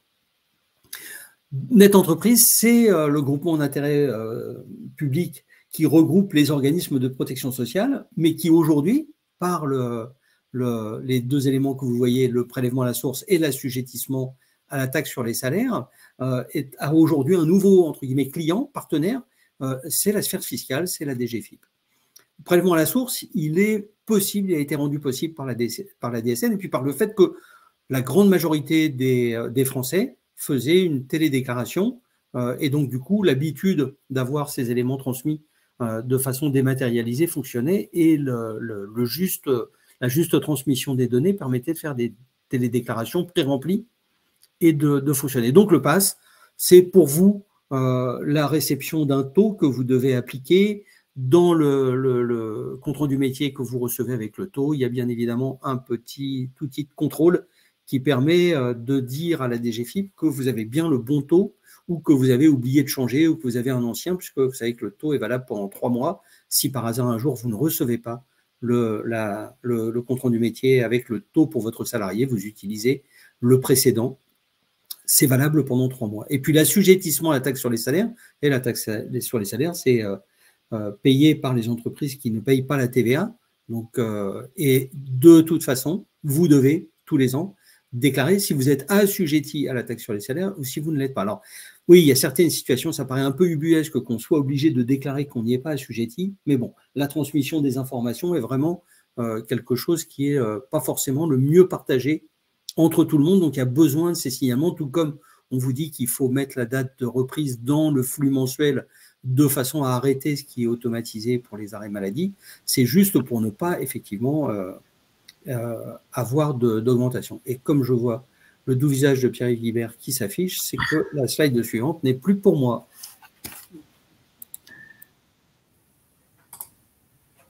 Merci Didier. Hop là. Non. Regarde ça, c'est magique. Alors, des changements de situation professionnelle. Alors, vous avez la possibilité maintenant, dans le cadre d'un changement de régime, c'est-à-dire que vous avez une déclaration situation de changement de régime maladie. Alors là, ça concerne des agents pour les collectivités territoriales et les administrations. Donc le changement de régime, celui-ci, on appelle ça le SCR. Il leur est proposé, et c'est à destination des caisses primaires d'assurance maladie, et c'est la saisie en fait d'un formulaire à l'écran via Net Entreprise en page à page, donc ce qu'on appelle en EFI, qu'il est mis à disposition. Ensuite, l'emploi d'un salarié destiné à partir à l'étranger. Donc pour les détachements à l'étranger, d'une durée de moins de 3 mois, vous pouvez utiliser le téléservice en parallèle qui est mis à disposition pour leur permettre en fait de remplir une mission à l'étranger sur une période de moins de 3 mois, et ce depuis le 1er janvier. Donc ce service, il s'appelle ILAS, et il remplace l'ancien que vous connaissiez qui s'appelait DAE, qui donc détient la clé pour les détachements à l'étranger. Là-dessus aussi, encore une possibilité, nous en caisse primaire, on peut suivre les détachements à l'étranger, on a un back-office, ça nous permet en fait pour les entreprises d'avoir de la visibilité sur l'ensemble du dossier, entre les dates de départ, de retour et du nombre de salariés qui sont détachés en fonction des périodes pour chaque entreprise. Une dernière information qui n'est pas à l'écran, pour les entreprises françaises qui souhaitent immatriculer un travailleur étranger pour le coup, pour qu'il vienne travailler en France, donc la possibilité est offerte en allant sur Amélie Entreprises et en allant sur l'onglet immatriculer un travailleur étranger pour le salarié sur le territoire français. Je vais passer maintenant la parole à John. Merci. Je vais maintenant aborder la qualité des données ou les données de qualité au travers de deux points particuliers qui sont le SIRET et le NIR, 2 points très importants. Alors, le SIRET, il est capital pour identifier un établissement. Donc, notamment en cas de création d'un SIRET à l'INSEE, voilà, aucune DSN ne pourrait être acceptée sur ce nouveau SIRET si aucune DPAE n'a été effectuée. Sur cette entreprise, ursa.fr. En cas de transfert, donc il est préconisé de ne jamais fermer un ancien SIRET tant que le nouveau n'a pas été créé. Ensuite, le transfert doit être réalisé avec l'alias CFE spécifique qui a été prévu à cet effet. Voilà. Et ensuite, il est préconisé d'utiliser le service DSN Contrôle SIRET de Net Entreprise pour vérifier l'acceptation du SIRET avant le dépôt. Voilà, petite astuce. Alors, concernant le NIR, le numéro d'identification, il y a une question dans le chat d'ailleurs. Donc, l'identification des individus, notamment dans le cadre de la DPAE, passe par le NIR. Voilà. En l'absence, on peut l'appeler aussi numéro de sécurité sociale, on retrouve sur la carte vitale, enfin tout le monde le connaît. Donc, en l'absence de NIR ou de numéro de technique d'attente, attribué donc par la CPM, il est possible de créer un numéro technique temporaire avec le format suivant que vous avez ici. Alors, ce numéro est unique, pérenne de l'individu dans l'entreprise. Voilà. Alors, a priori, certains logiciels composent automatiquement le numéro technique temporaire. Ensuite, lorsqu'il obtient son numéro d'identification ou son NIR, il convient de déclarer simultanément le numéro technique temporaire et le NIR ou le numéro technique d'attente dans une même DSN afin de permettre la traçabilité et l'identification de l'individu, notamment pour ses droits. Voilà la précision sur le NIR. Alors après, bon, évidemment, globalement, la qualité de la DSN est l'affaire de tous, vous l'avez compris, on l'a dit. Ça part, et c'est important, de l'éditeur, du logiciel de paie qui doit être bien à jour, parce qu'on a souvent des petites questions, des petites remontées, des petites remarques par rapport à ça. Voilà. Évidemment, le gestionnaire de paye, c'est un rôle déterminant. Net Entreprise, qui est le système central avec la DSN. Et puis, derrière, les différents organismes de protection sociale jusqu'à l'allocataire ou l'assuré qui, lui, derrière, aura les droits qui découlent directement des déclarations qui ont été faites. Un petit point aussi sur les suites de la loi ESSOC et sur la loi OUPS sur le droit à l'erreur, hein, donc loi du 10 août 2018, voilà, pour un État au service d'une société de confiance, donc la loi dite OUPS, hein, il y a un site internet qui est dédié. Si vous constatez une erreur dans les données transmises, vous bénéficiez de la capacité de corriger cette erreur dans l'échéance suivante, la DSN mois principal déclaré +1, sans risquer de pénalité. Voilà. Je vais profiter, en accord avec les autres intervenants, d'un petit temps, parce que c'était ma dernière intervention, hors question peut-être à la fin, pour vous faire une présentation hyper rapide des actualités URSSAF. Je profite de l'occasion. Il y a un support qui vous sera communiqué très rapidement. Donc, je vais essayer de partager ma fenêtre. J'espère que ça va fonctionner. Ça a marché pendant les tests, donc il n'y a pas de raison. Voilà. Hop. Alors, est-ce que vous voyez ma fenêtre? Oui, a priori, ça fonctionne. Donc, quelques points sur l'actualité URSSAF et les nouvelles offres de services, très rapidement. Donc, je voulais vous communiquer une information qui n'est pas spécifique URSSAF d'ailleurs, hein, sur un outil qui s'appelle le BOSS, hein, qui est le bulletin officiel de la sécurité sociale, pardon, où vous pouvez retrouver tout l'aspect réglementaire, les règles d'assujettissement, les allègements, les exonérations, voilà, les mesures exceptionnelles, toute l'actualité. Donc, ça peut être un bon complément pour retrouver de l'information, globalement. C'est un site gouvernemental, hein, qui n'est pas purement URSSAF. Voilà. Aussi faire une petite information, parce qu'il y a un replay qui est disponible sur YouTube pour un nouveau service. Alors, il est post-DSN, mais il est vraiment sur les incidences de la DSN côté URSSAF. On met en place un outil qui s'appelle Suivi DSN pour les impacts URSSAF sur les comptes URSSAF des déclarations, potentiellement avec un tableau de bord. Voilà, donc c'est nouveau. Vous avez un petit replay qui est accessible, vous avez les liens et puis une information. Voilà, donc ça c'est vraiment une nouveauté. Une autre nouveauté qui peut vous intéresser ou éventuellement des clients, c'est l'URSSAF met en place, c'est ce qu'on appelle la visite conseil, hein. Donc, voilà. Donc globalement, ça permet pour certaines entreprises de bénéficier d'une visite de l'URSSAF pour vérifier un petit peu que les taux, les cotisations applicables sont corrects, les modalités de calcul, les exonérations. Voilà, que les pratiques applicables en termes d'avantages en nature, en frais professionnels sont bien respectées. Alors, c'est éligible aux entreprises, aux nouvelles entreprises de moins de 18 mois avec un effectif de moins de 11 salariés. Hein, c'est vraiment pour les entreprises de petite taille, entre guillemets. Et ce qui est bon à savoir, c'est que la visite conseil ne constitue pas un contrôle et ne donne pas lieu à un redressement. Hein, c'est vraiment un service proactif. Elle vise à permettre à l'entreprise de s'approprier la réglementation en vigueur. C'est un nouveau service, une nouvelle démarche de l'URSSAF. Donc, je voulais vous en parler. On développe aussi, je vais vite volontairement, hein, un nouveau service qui s'appelle Première embauche. Donc, on l'a évoqué tout à l'heure, hein, la DPAE se fait sur notre entreprise. Voilà, c'est le préalable à l'inscription du compte employeur en URSSAF. Et dans ce cadre-là, on accompagne les nouveaux employeurs. Donc, nous, sur la base de la DPAE, sur le signalement, on les contacte directement pour voir avec eux, essayer d'éviter les premières anomalies, notamment les petits agréments. J'ai vu qu'il y avait une question dans le chat, voilà, je l'évoquais tout à l'heure. Hein. Voilà, je fais une DPAE, nécessairement avant la date d'embauche, la personne ne se présente pas, le compte employeur est créé. Bon, du coup, parfois, vous pouvez penser qu'il n'est pas nécessaire de faire de DSN ou DSN à zéro. L'URSSAF n'a pas l'information que la personne n'est pas venue. Il y a une taxation d'office, il y a une relance amiable qui est envoyée. Voilà.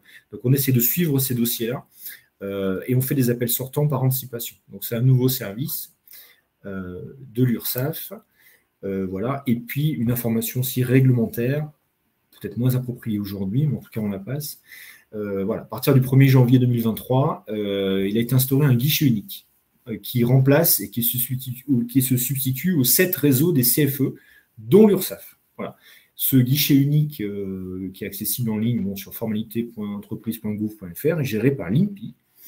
Et c'est donc l'interlocuteur privilégié pour toutes les formalités qui pouvaient se faire avant auprès des 7 CFE, dont les 2 CFE de l'URSSAF. Voilà les petites informations que je voulais vous passer très rapidement. Ce support, on pourra vous communiquer si besoin, et je vais repasser la parole après cette petite aparté. Voilà. Merci, John. Merci. Alors, hop, je vais le remettre en plein écran. OK, donc là, sur la qualité de la DSN. Alors, effectivement, c'est l'affaire de tous. Ça commence par les gestionnaires de paie, hein, puisque la réalisation de la paie, on a dit, c'est à partir de ce moment-là que les données pour la DSN sont distribuées et qu'on peut alimenter en fait l'ensemble de la chaîne de traitement. Le contrôle des informations issues de la paie transmises en DSN, ça transite forcément avec le traitement des corrections d'erreurs par le tableau de bord de la DSN, avec tous les comptes rendus métiers qui sont transmis par les différents organismes de protection sociale qui sont destinataires. Les éditeurs de logiciels, alors que les éditeurs de logiciels, on en a 260 qui sont homologués pour la DSN en France. Ils vous diffusent en qualité d'employeur et de client les consignes pour alimenter la DSN pour le mieux. Ils sont en charge en fait et ça fait partie du contrat de résultat, l'accompagnement et la mise à jour de l'ensemble des tables, vous permettant de déclarer convenablement vos DSN. Net Entreprise et le système DSN, on l'a vu, hein, c'est l'accompagnement des acteurs par des actions de qualité. On l'a notamment stipulé tout à l'heure, Didier est intervenu dessus, avec les évolutions au niveau de la DSN par le biais du GIP MDS qui œuvre pour justement améliorer et accélérer les qualités d'accès aux données dans des temps qui sont de plus en plus écourtés. La mise en place de directives et les nouveautés gouvernementales par l'évolution de la norme DSN. Donc ça, c'est aussi mettre très rapidement à disposition, en fonction des décisions qui sont prises par le gouvernement, des éléments déclaratifs que vous pouvez utiliser, qui vous sont rendus accessibles. Les organismes de protection sociale, donc nous, on a en charge de vérifier la conformité des DSN à leur réception. La production des retours en direction de vos entreprises pour corriger les erreurs. Donc là, il y a un accompagnement proactif et on est effectivement garant de la juste interlocution avec vos entreprises et les cabinets comptables. Donc les cabinets comptables, juste une petite aparté, qui représentent à eux seuls 43% des DSN qui sont transmises au niveau national. Et on a 8800 cabinets comptables qui sont en DSN aujourd'hui sur le territoire. Et qui gère en fait un portefeuille de SIRET, donc au niveau national. En bout de chaîne, mais c'est quand même en fait la personne et la cible prioritaire et qui est aussi en début de chaîne, c'est le locataire ou l'assuré qui est votre employé. Donc la transmission juste des informations, il faut que vous ayez connaissance le plus rapidement possible des éléments de sa part. D'une part, on l'a vu, notamment pour une déclaration d'accident du travail, hein, dès que vous avez connaissance, vous la déclarez, vous pouvez la renseigner, mais aussi dans le cadre de la DSN, pour respecter en fait les délais, en fonction, savoir si vous êtes en subrogation ou pas, si vous devez déclarer dans les 5 jours, en fonction du moment où vous avez connaissance de l'arrêt, ou si vous pouvez vous permettre d'attendre la fin du mois si vous êtes en subrogation, le salarié doit vous transmettre les données au plus vite. La notification à l'employeur des changements, on l'a vu hein, dans le cadre de la vie hein, du salarié, hein, que ce soit dans des événements familiaux. Là aussi, une alimentation de votre part à connaissance des éléments qui peuvent changer dans le cadre de la vie du salarié. Des vérifications régulières des informations personnelles, et là on l'a rappelé sur mesdroitssociaux.gouv pour justement avoir en fait la quintessence des informations qui soient à jour, qui permettent en fait le suivi. Je réponds au téléphone, ce n'est pas poli, mais vous allez comprendre pourquoi. En fait, pour assurer et mettre en musique ce webinaire ce matin, on devait être un véritable quintet.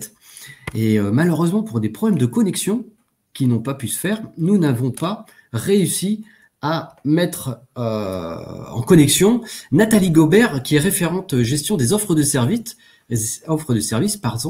pour la CARSAT Centre-Ouest et qui va intervenir donc sur les prochaines slides retraite. Donc du coup en mode dégradé, mais néanmoins en mode automatique.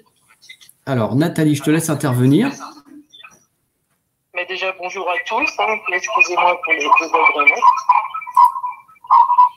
Quels sont les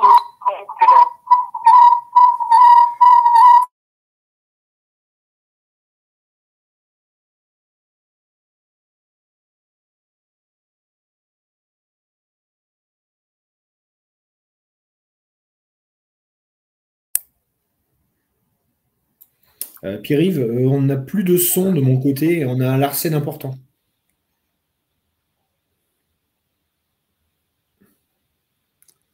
Il faut que tu rouvres ton micro, Pierre-Yves. Bon, on a essayé de pallier en fait en mode dégradé. Et on va voir si ça fonctionne mieux maintenant. Alors, je vais essayer de voir si vous m'entendez. Est-ce que tu peux couper ton micro du coup au niveau de ton PC? Oui, je pense qu'il faut qu'elle coupe le micro et le son au niveau de ton PC et ça devrait marcher.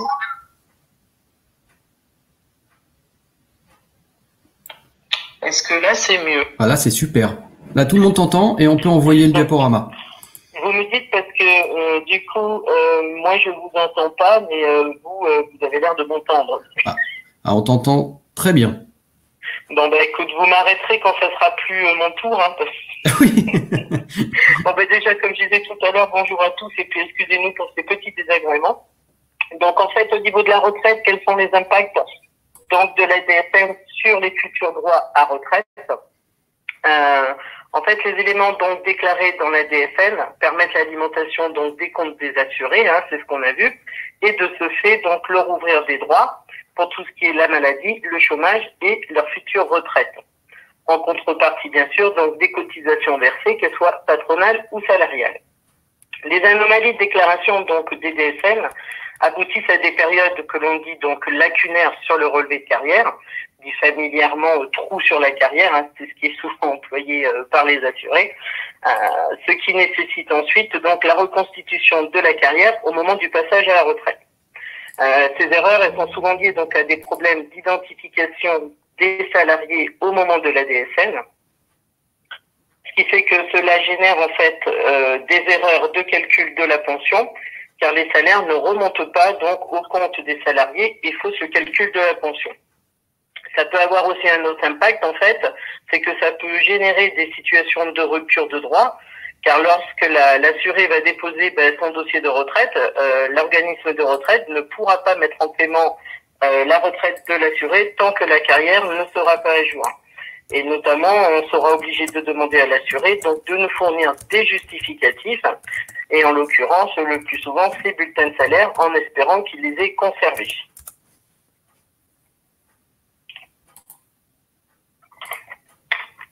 Alors là, les bonnes pratiques. Alors, comment garantir une future retraite exhaustive et qu'il n'y ait pas de soucis donc au niveau des carrières? Au niveau des bonnes pratiques, c'est au moment de l'embauche, bien sûr, bien saisir les noms, prénoms et date de naissance, numéro de sécurité sociale donc des assurés. Si le salarié donc n'est pas connu donc au SNGI, Système national de gestion des identités, et ne dispose pas donc de numéro de sécurité sociale, de son NIR, demander à son employeur de faire une demande d'immatriculation donc auprès de la caisse primaire d'assurance maladie du département dans lequel soit il exerce son activité ou il réside. Et bien sûr, bien penser à rectifier une fois connu le numéro de sécurité sociale, donc dans l'outil de paye de la DSN, pour s'assurer que les droits de la personne soient bien préservés. Et surtout, donc au niveau des mauvaises pratiques, ne pas utiliser le nom de l'époux au lieu du nom de naissance de la personne. Faire attention donc aux numéros de sécurité sociale une fois qu'ils sont attribués donc et qui ne sont pas rectifiés. Attention aux numéros de sécurité sociale donc mal enregistrés, non corrigés. Et attention surtout aux erreurs dans les noms et les prénoms des salariés.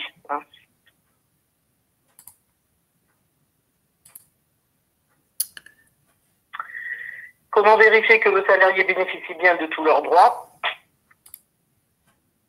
On peut le vérifier donc par le bilan individuel du salarié dans le tableau de bord de la DSN. Donc, bien sûr, en cas d'erreur d'identification, corriger l'identité du salarié. Ensuite, à l'appui du BIS, s'assurer que les éléments officiels obtenus de votre salarié sont bien ceux entrés au niveau de la paye. Et à défaut, bien sûr, le corriger en amont de la DSN du mois suivant. La correction doit être faite au plus tôt afin d'éviter une remontée d'anomalies, donc chaque mois, que ce soit récurrent.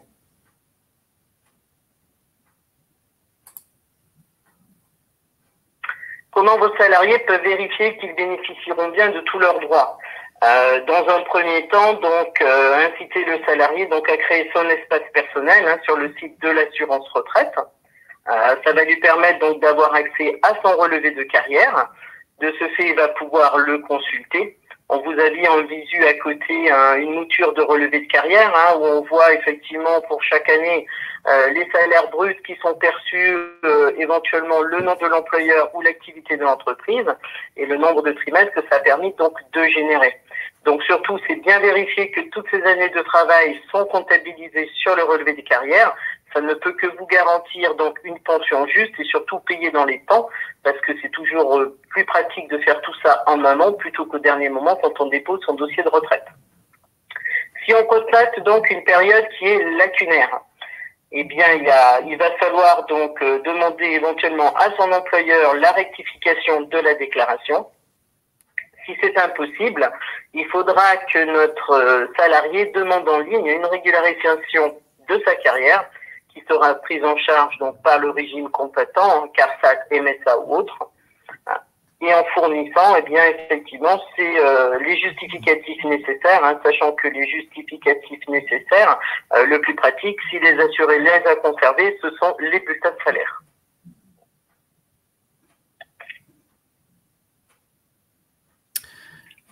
Alors justement, Nathalie, on a une question de Madame Sandrine Crovisier qui nous demande, pour les salariés portugais, ils ont plusieurs noms, prénoms, faut-il tous les mettre? Alors, c'est toujours une particularité parce qu'effectivement, il y a souvent des soucis, il faut mettre le nom de jeune fille.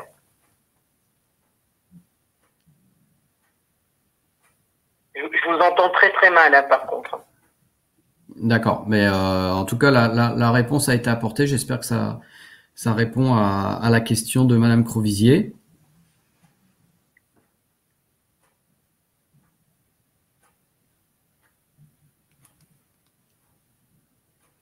Madame Crovisier qui nous précise que ce sont des hommes. Avec le Portugal, c'est pas vous avez dit le Portugal tout à l'heure. Oui. Au niveau des hommes, ça fonctionne comme pour nous, c'est de la même façon, c'est avec le nom de jeune fille en priorité, et puis le prénom usuel, il n'y a pas besoin d'indiquer tous les prénoms. D'accord.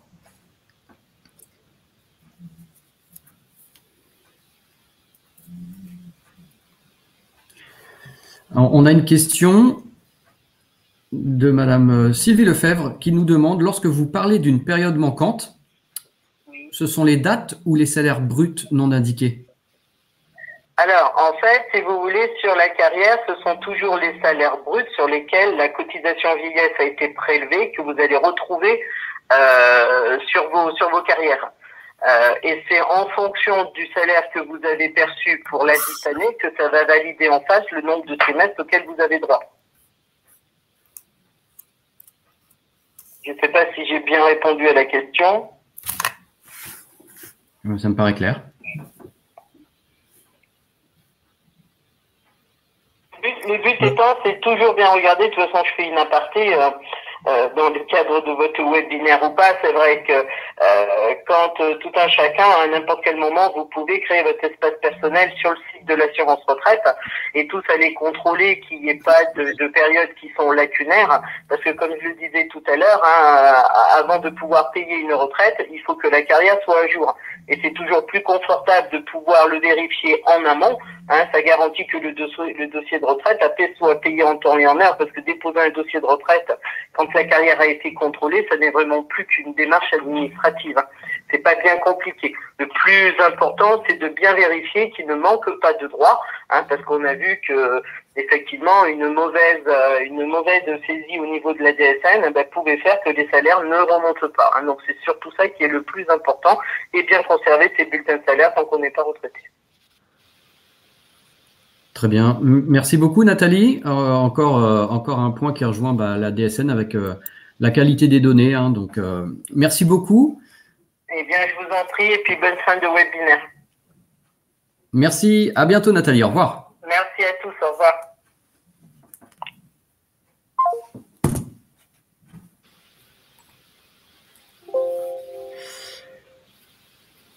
Eh bien, écoutez, moi, j'arrive à la fin. Donc, questions-réponses. On va pouvoir se concentrer sur éventuellement des questions qui auraient été posées qui n'ont pas eu de réponse.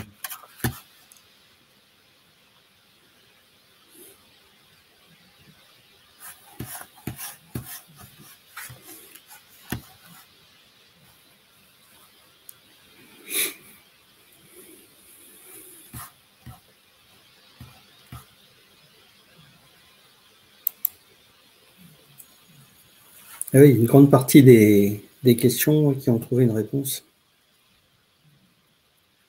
Je suis en train de remonter le fil des questions pour voir s'il y en avait des...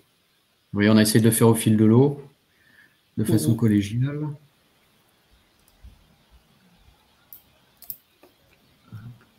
Mais pour répondre à Madame Lefebvre, si je peux me permettre, pour répondre à la dernière question de Madame Lefebvre, dans le cadre de l'arrêt maladie, je ne crois pas qu'il y ait un trou, une période lacunaire à la CARSAT. Hein, ça doit remonter, ça doit reconstituer la carrière. Je pense que tout à l'heure, l'intervenante précédente indiquait que quand il n'y avait aucune remontée pour des raisons diverses ou variées, il y a des relevés de carrière dans lesquels il y a un trou dans la raquette. Et donc, c'est à ce moment-là qu'il faut fournir le bulletin de salaire. Mais tout ce qui est période d'indemnisation maladie, accident du travail, ça remonte dans le relevé de carrière. Moi, je vois une question sur la DPAE pour informer l'URSSAF, mais il y a une réponse qui est la bonne réponse, donc ça tombe bien. Je l'ai évoqué oralement, mais c'est ça, hein, quand le salarié ne se présente pas, on ne rentre pas, c'est la question de Madame Orange. Oui, il faut faire un signalement, et le signalement parviendra à l'URSSAF, ce qui nous permettra de clôturer le compte employeur actif. Voilà.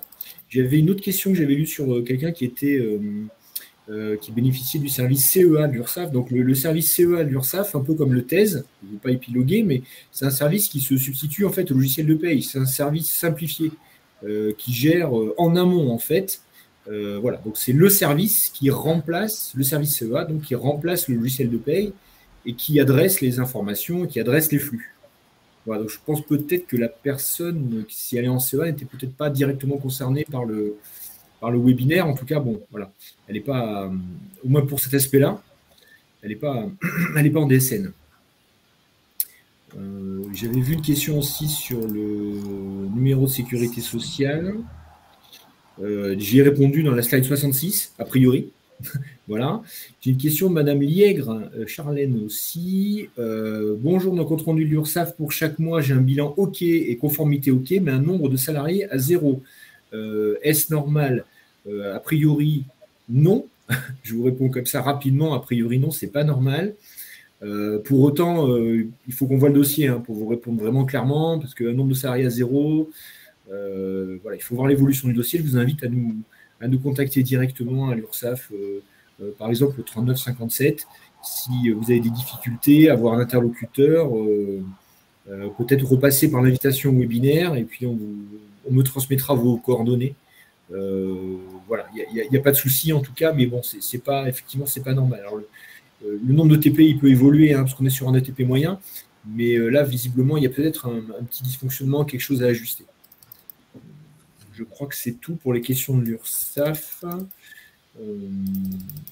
A priori, c'est tout pour les questions de l'URSSAF. Oui, il y avait la question de Madame Joubert, mais elle demande on a besoin d'un complément sur la question qui a été présentée, puisqu'elle posait la question entre le décalage de paye dans la fonction publique territoriale et les cotisations, et un problème avec les cotisations URSSAF. Mais du coup, comme on ne sait pas ce que c'est, de quel problème vous voulez parler, c'est compliqué d'essayer de porter une réponse. Ah oui, c'est un cas particulier. Ouais. J'ai pas vu la question. Nous préciser le type de problème qui est rencontré, parce que là, quand il y a un problème entre le décalage de paye, il n'y a pas de raison qu'il y ait une problématique spécifique au décalage de paye, puisque la DSN, c'est la photographie de la paye. Donc, ce que vous rentrez en paye au moment de la paye, peut-être simplement, alors ce qui est important, c'est pour l'URSSAF, le moment qui est important, c'est le moment où a lieu l'activité. Pour les impôts, c'est le moment où l'argent change de poche. Donc, on vous demande de dater l'activité et qui est décorrélée, bien évidemment, du paiement.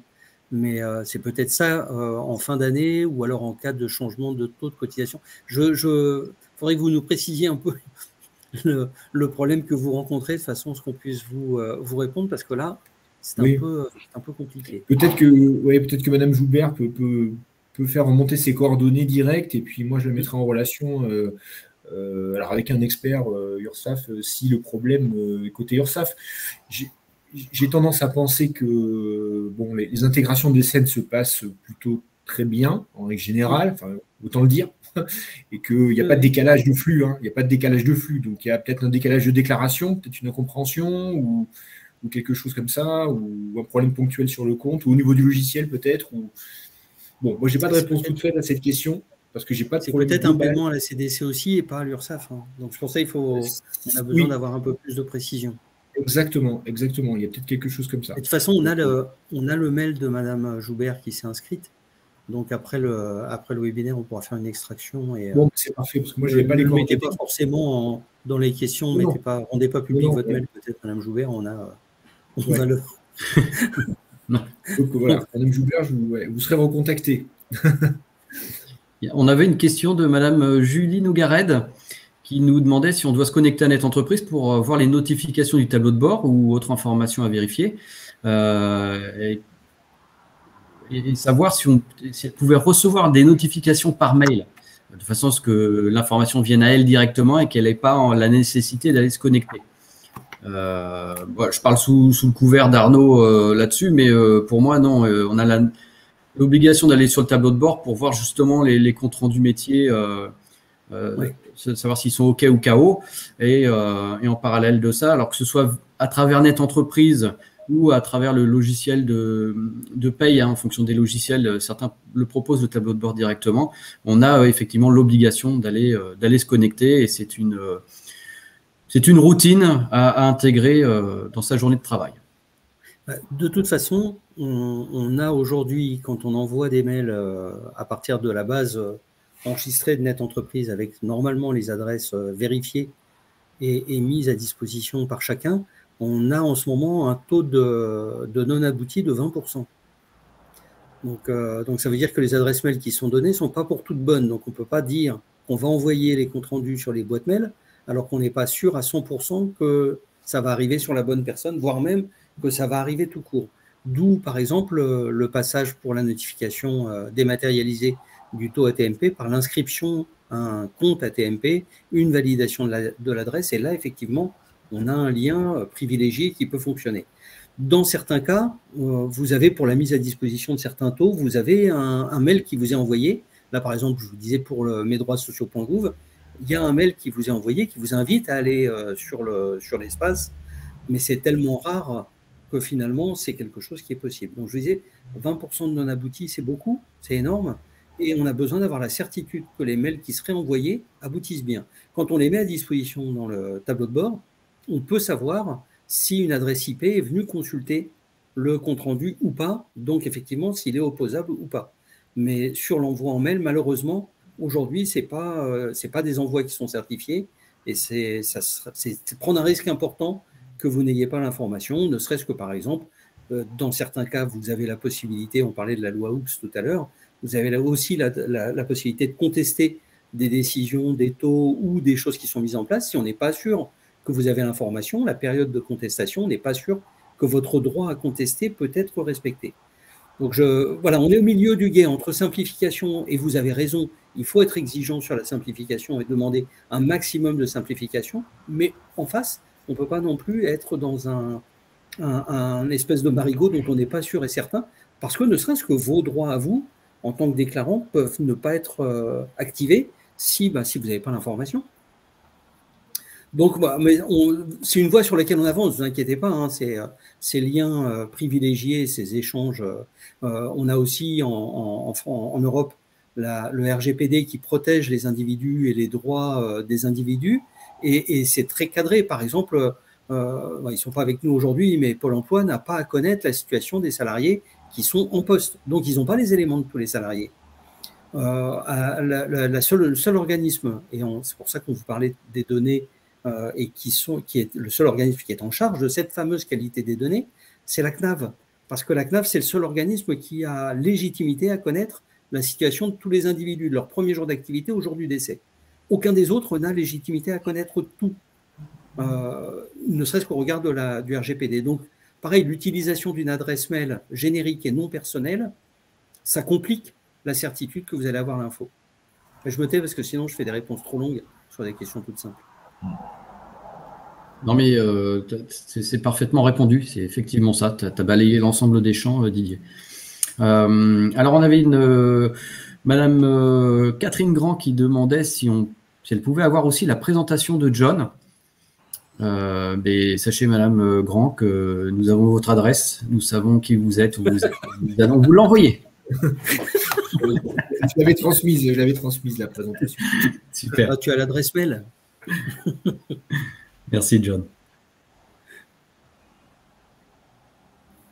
Et, écoutez, mesdames et messieurs, moi j'ai... Pour Madame Guillard, il y a une dernière question qui était utile sur le temps, la différence de temps entre la déclaration et l'enregistrement. Si le compte cotisant est toujours actif à l'URSSAF, bien évidemment, on attend une DSN, donc on vous la demande. C'est peut-être effectivement, alors vous dites par le biais de l'URSSAF, déclaration, modification, fin d'emploi. Mais est-ce que dans la DSN, on a aujourd'hui l'information qu'il n'y a pas de salarié? Est-ce qu'il y a eu effectivement les FCTU qui a été transmis, qui donc font qu'en DSN, vous êtes réputé à zéro? Ce n'est pas qu'il y a un temps entre l'URSSAF et la DSN, c'est qu'il y a deux systèmes d'information et un moment où, justement, c'est non pas un des pièges, mais c'est un des travers de la simplification. La simplification fait que si on n'a pas l'information, on considère qu'elle n'existe pas. Donc, si la DSN n'a pas l'information que vous n'avez plus de salariés, pour la DSN, il y a toujours une attente.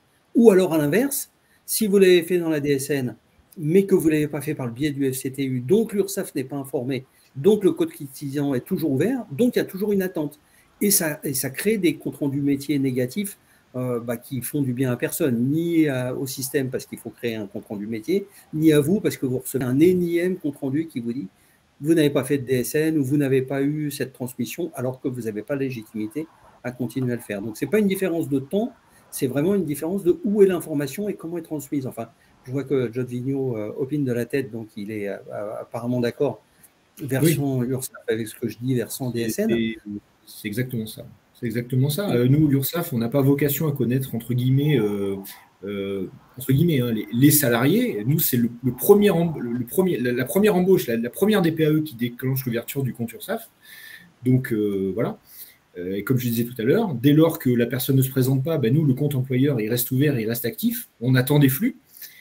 Si le traitement, si nécessaire n'est pas fait en FCTU sur la DSN, nous, on ne reçoit pas le flux, qu'il n'y a plus de salariés, donc le compte URSSAF reste ouvert et nous, on va réclamer des cotisations parce que notre système de gestion n'a pas l'information qu'il n'y a plus de salariés. Et à l'inverse, si vous déclarez à l'URSSAF que l'entreprise n'a plus d'activité, n'est plus employeur à l'URSSAF, pour autant, la DSN, elle attend l'information que…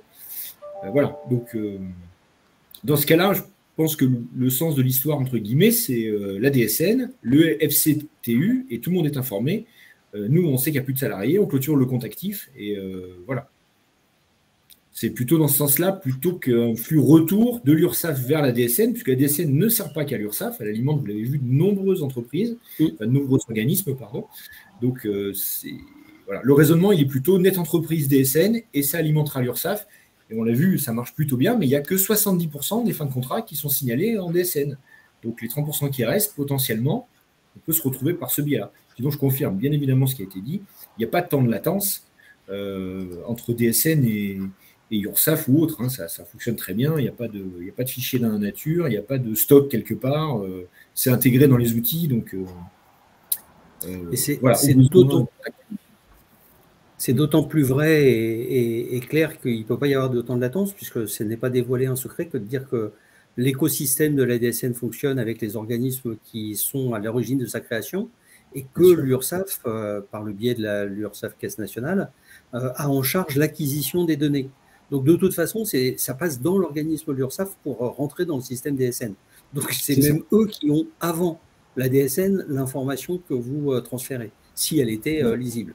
Et ensuite, vous avez la CNAV qui conserve les données, la CNAV aussi qui refabrique les éléments nécessaires à la mise en place au remplacement de la DSIJ quand vous faites un signalement d'événement pour être transmis au CEPAM, puisque les CEPAM ne reçoivent pas la DSN mensuelle, mais reçoivent les signalements d'événements et c'est ce qui enclenche ces éléments. Donc, c'est vrai qu'on aurait peut-être j'aurais dû commencer par une cartographie de l'écosystème DSN parce que, en plus, quand a été créée la DSN, il était décidé de ne pas repartir d'une feuille blanche, mais de repartir de ce que chacun des organismes savait le mieux faire. Et effectivement, l'acquisition des données et des cotisations, c'était au niveau de l'URSSAF, parce que la connaissance de l'entreprise et de l'établissement, elle est dans cet organisme. Que les données, parce que c'est ceux qui géraient la retraite et qui avaient droit à accéder à tout, la gestion des données, c'était à la CNAV, parce que c'est l'organisme qui était le mieux placé pour le faire. Mais après, vous avez mesdroitssociaux.gouv. Derrière mesdroitssociaux.gouv, vous avez la MSA. Derrière mon compte formation, vous avez la caisse de dépôt et de consignation. Voilà, c'est un écosystème dans lequel vos organismes et les gens que vous avez l'habitude de contacter en région sont aussi partie prenante. Hein. Donc, c'est pas du tout un espèce de machin plus protéiforme à côté sur lequel personne n'a la main. C'est vraiment un outil que l'on gère nous-mêmes et qui est mis à disposition. Donc, par contre, quand vous dites, Mme Villard, que dois-je faire du coup si je l'ai fait par le biais de l'URSSAF, je ne peux que vous conseiller de vous connecter à mon compte URSSAF, justement sur ursaf.fr, à rentrer en contact avec votre URSSAF pour justement faire un point sur cette situation, parce que effectivement, peut-être que l'info est passée, mais pas par le bon biais, et ils vont peut-être soit vous conseiller de faire un FCTU pour le dernier salarié parce qu'il est toujours présent, mais au moins, vous allez avoir ce lien. Ne pensez pas que vous êtes seul, perdu en face d'un truc qui n'existe pas. Il y a toujours des humains derrière les déclarations sociales nominatives. Il y a des humains dans tous les organismes de protection sociale. C'est effectivement pas forcément toujours simple de nous joindre par téléphone ou même par mail, mais vous avez plein d'éléments pour joindre des numéros génériques, des formalités. Par exemple, quand vous venez sur Net Entreprise, on vous demande de remplir un formulaire quand vous posez une question. Ce n'est pas pour vous embêter, c'est simplement que dans le formulaire, on vous demande tout ce dont on a besoin pour traiter votre demande. On sait qu'on aura besoin du SIRET, on aura besoin de la date de début de contrat, on aura besoin du NIR en fonction du sujet. Donc, n'hésitez pas à vous adresser à nous pour venir remettre en place ces éléments-là.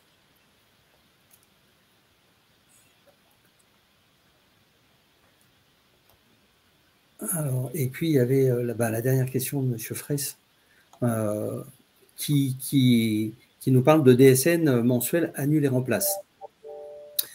L'annule et remplace, c'est quand vous faites une DSN annule et remplace, c'est simplement un empilement de DSN jusqu'à la période, jusqu'au jalon de l'échéance, parce que c'est la dernière DSN au moment de l'échéance qui sera prise en compte. Celles d'avant ne le sont pas. Donc, les informations qui sont prises en compte et transmises aux organismes comme la CAF et les autres bénéficiaires de ces données, c'est la dernière version de DSN qui a été déposée au moment du jalon. Par contre, effectivement, l'utilisation des données, la transmission des données n'est pas forcément instantanée. Il y a, par exemple, pour certains organismes, au lieu d'avoir l'échéance du 5 ou du 15, l'échéance, c'est le 8 ou le 18. Donc, il y a 3 jours de délai avant qu'ils reçoivent ces données et qu'elles soient prises en compte et que vous puissiez recevoir les comptes rendus métiers. Je reviens sur la question que posait une personne sur le délai qu'il pouvait y avoir. Pourquoi est-ce que la GIRCARCO ou d'autres ne faisaient des comptes rendus qu'au bout d'un moment? Mais parce qu'il faut effectivement que ces informations soient entrées dans les systèmes d'information et soient traitées. Rappelez-vous, quand on vous disait 70 procédures qui sont remplacées par la DSN, ça veut dire que 70 données que vous pouviez transmettre dans des langages complètement différents, sur des formalités différentes, à des échéances différentes, sont transmises dans un seul flux mensuel. Alors, il y a une grande simplification qui est portée parce que vous le faites une fois, mais ça veut dire que tous les organismes ont dû apprendre à parler le même langage. Tout le monde, par exemple l'URSSAF qui travaillait avec des données agrégées, commence depuis 1 an à travailler avec des données individuelles. C'est une révolution. La MSA qui travaillait avec des données, avec un système de facturation, aujourd'hui travaille avec un système de déclaration. Et ça fonctionne, il n'y a pas d'interruption, il n'y a pas eu de mise en danger du système de sécurité sociale, excusez-moi, française, de protection sociale. Il n'y a pas eu d'interruption dans les paiements des droits aux agents ou aux salariés. Donc, effectivement, on paye cette simplification qui fait que quand on est dans des cas particuliers, dans des situations particulières, on essaie de faire rentrer ça dans la norme et de faire que ça soit acceptable pour tout le monde. Donc la DSN mensuelle annulaire en place, si c'est celle qui s'empile avant l'échéance, c'est seulement la dernière.